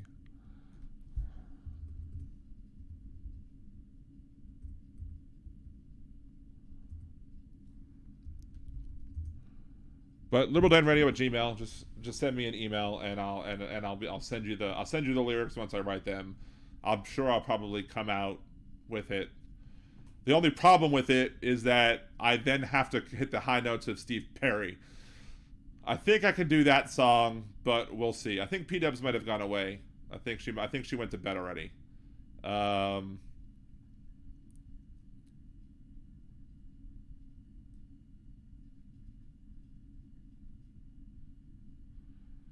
just have to come up with what the name of the song would be, because it can't be "Don't Stop Retweeting."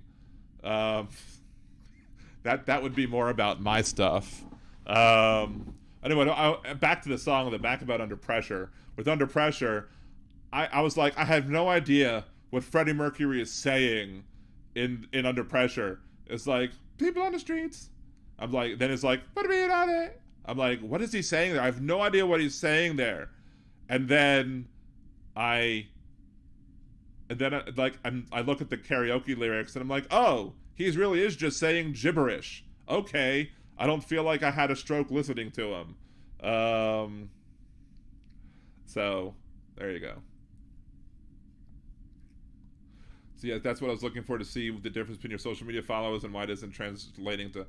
One of the people that I know on my Nerdy Dan Twitter account suggested that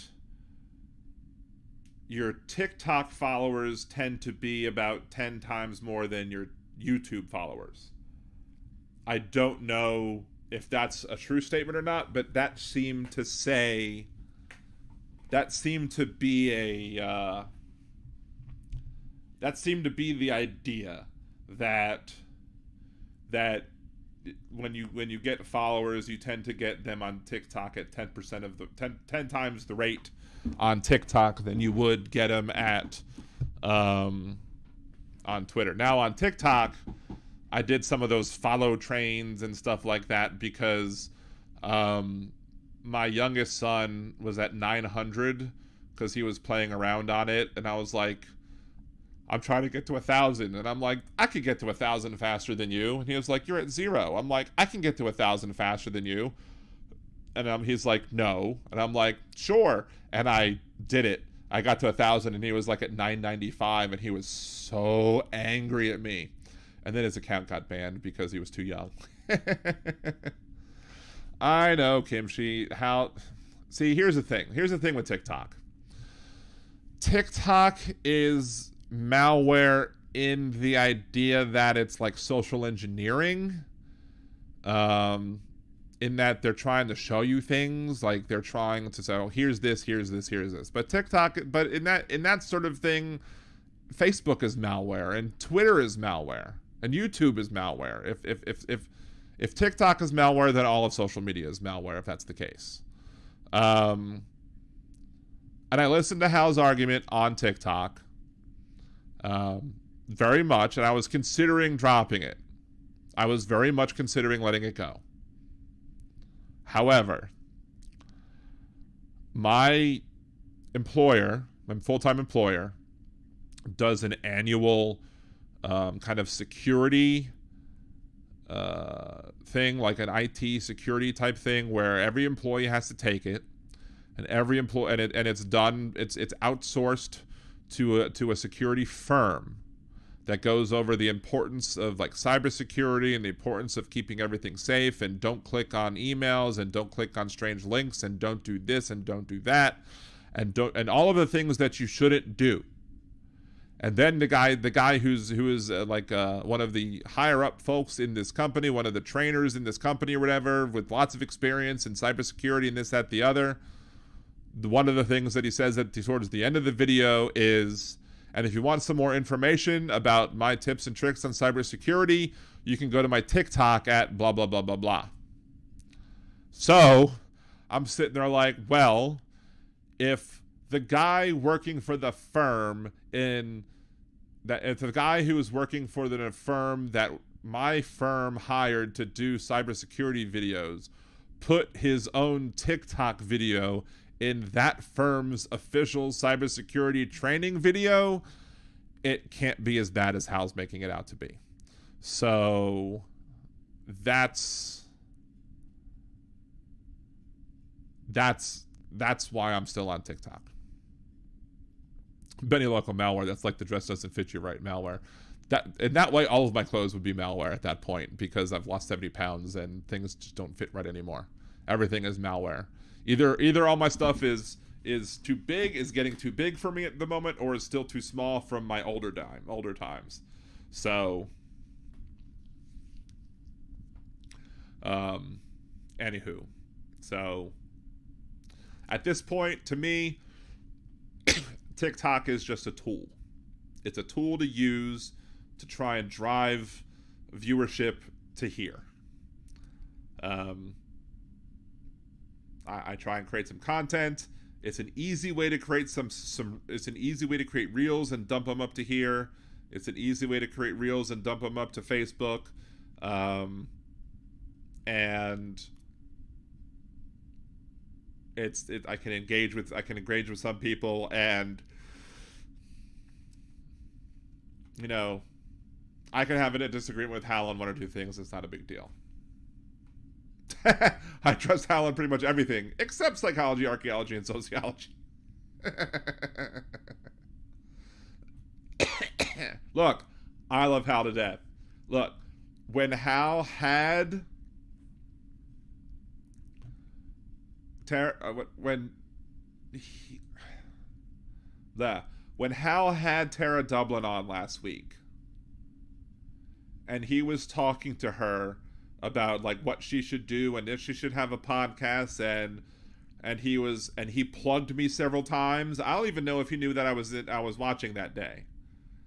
When Hal was like, you know, you can talk to this person or you can talk to Liberal Dan, and he mentioned Liberal Dan a couple of times, and I just started almost tearing up, because like, he doesn't have to mention me. He hasn't been on my show in a while, and I know he's busy. I don't expect him to come on my show because he's super hyper busy and he's dealing with a lot of stuff with, you know, stand-up comedy now that, you know, less pandemic stuff, so now he's going out and doing stuff. And I would love to have him back on the show, but I don't expect it. I didn't expect him to come on in the first place. I was thrilled when he came on in the first place, but that he mentions me, like that he mentioned me just out of the blue with nothing, I was just like, and I was having a bad day that day because it was a day that I was also dealing with the idea that why are people not helping me out? Why, like, I have people who are my family who aren't subscribing to my channel. I have people on my friends list who aren't subscribing to my channel. But here's a celebrity who I've liked since I was a kid. Here's a celebrity who I used to watch on Comedy Central, you know, in high school. Here's a celebrity who, you know, I've enjoyed for much of my life, who's giving me a shout out on his very well liked, you know, YouTube live stream, giving me a name recognition, and I was just like almost about to cry.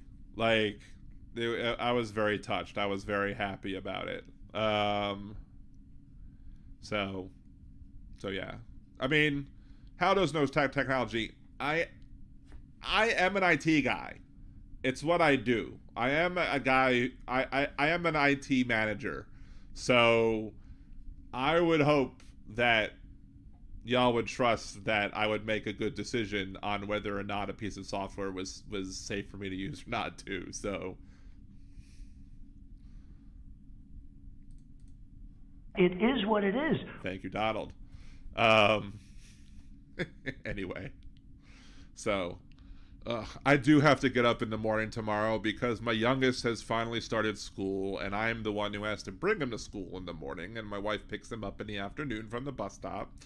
So it is now's the time to say goodbye, friends like you and me.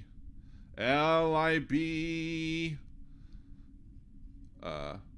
Be nice to get 1,000 subscribers. ERAL. Like to see you next week. DANIEL. It's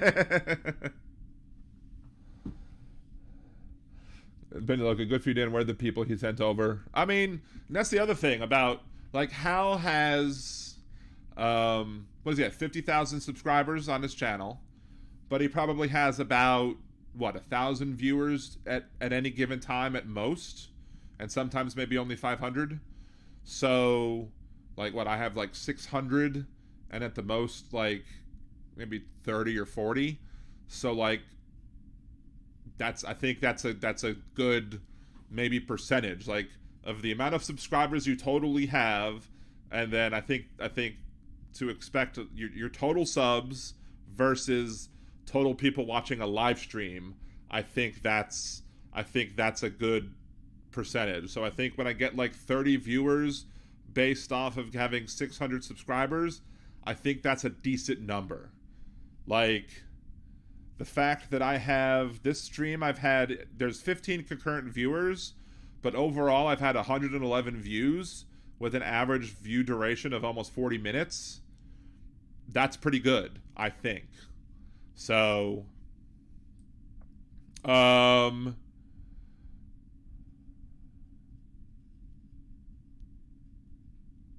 Cynthia, I mentioned 3 times the other day, did you want to sing with Nerd Halen? I don't know if you read them. I mean, that's fine. I don't expect that to ever happen. But, so, let's see, Kimchi, it's a matter of disagreeing with Hal. It's a matter of when he swerves out of his lane into pseudo-intellectualism. Allegedly, don't come for me. Okay. He usually has about 1.5 thousand on YouTube, 200 Facebook, Twitch, on Twitter. Yeah, that is also true. The next show, well, it depends. There's several factors. The next scheduled show is next Wednesday at 8 p.m. If for some magical reason I hit 1,000 before Monday, the next scheduled show will then be Monday. If something big happens where it justifies a live stream of some reaction of some sort, there'll be a live stream. There'll be a live reaction to something. So, but the next scheduled show at this point is Wednesday. Although I will be on Twitch tomorrow, twitch.tv/nerdydan.com. So let's see.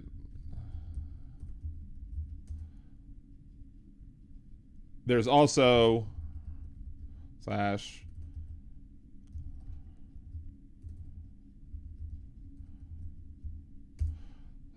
Twitch.tv/liberaldanradio. I'm not doing anything with that yet, except for watching myself on Twitch. Like, I have my nerdydan.com, like, my nerdydan.com account will watch my Liberal Dan Radio account on here just to get a view up, and then my Liberal Dan Radio account watches my Nerdy Dan account on Twitch. But when I get to the point where step 1 is getting 1,000 subscribers, step 2 is getting monetized. Once I get monetized, step 3 is trying to get Twitch monetized, Twitch affiliate. So, once I start going for once I get step 2 done, I would love to be able to have the 50 followers on Twitch already on Liberal Dan Radio, so that I can only need to get the views down, so then I will be able to get monetized on Twitch immediately as well. So, hopefully, at that point, I'll be able to do that too. And so if y'all can go to my Twitch or whatever, anyway, that's fine. So let's go ahead and click this. This is the end of this week's episode of Liberal Dan Radio. Talk from the left, that's right. Again, next scheduled episode is next Wednesday, 8 p.m. Central. Hopefully we'll have Tara on next week. Hopefully there's no jackhammer construction next Wednesday. If there is, well, then we'll have to figure out something else Who knows? It is what it is. Twitch tomorrow. I'll be doing some Digimon Valley, some Fortnite, some Rocket League. Until next week, this is Dan Zimmerman with Liberal Dan Radio. Talk from the left. That's right.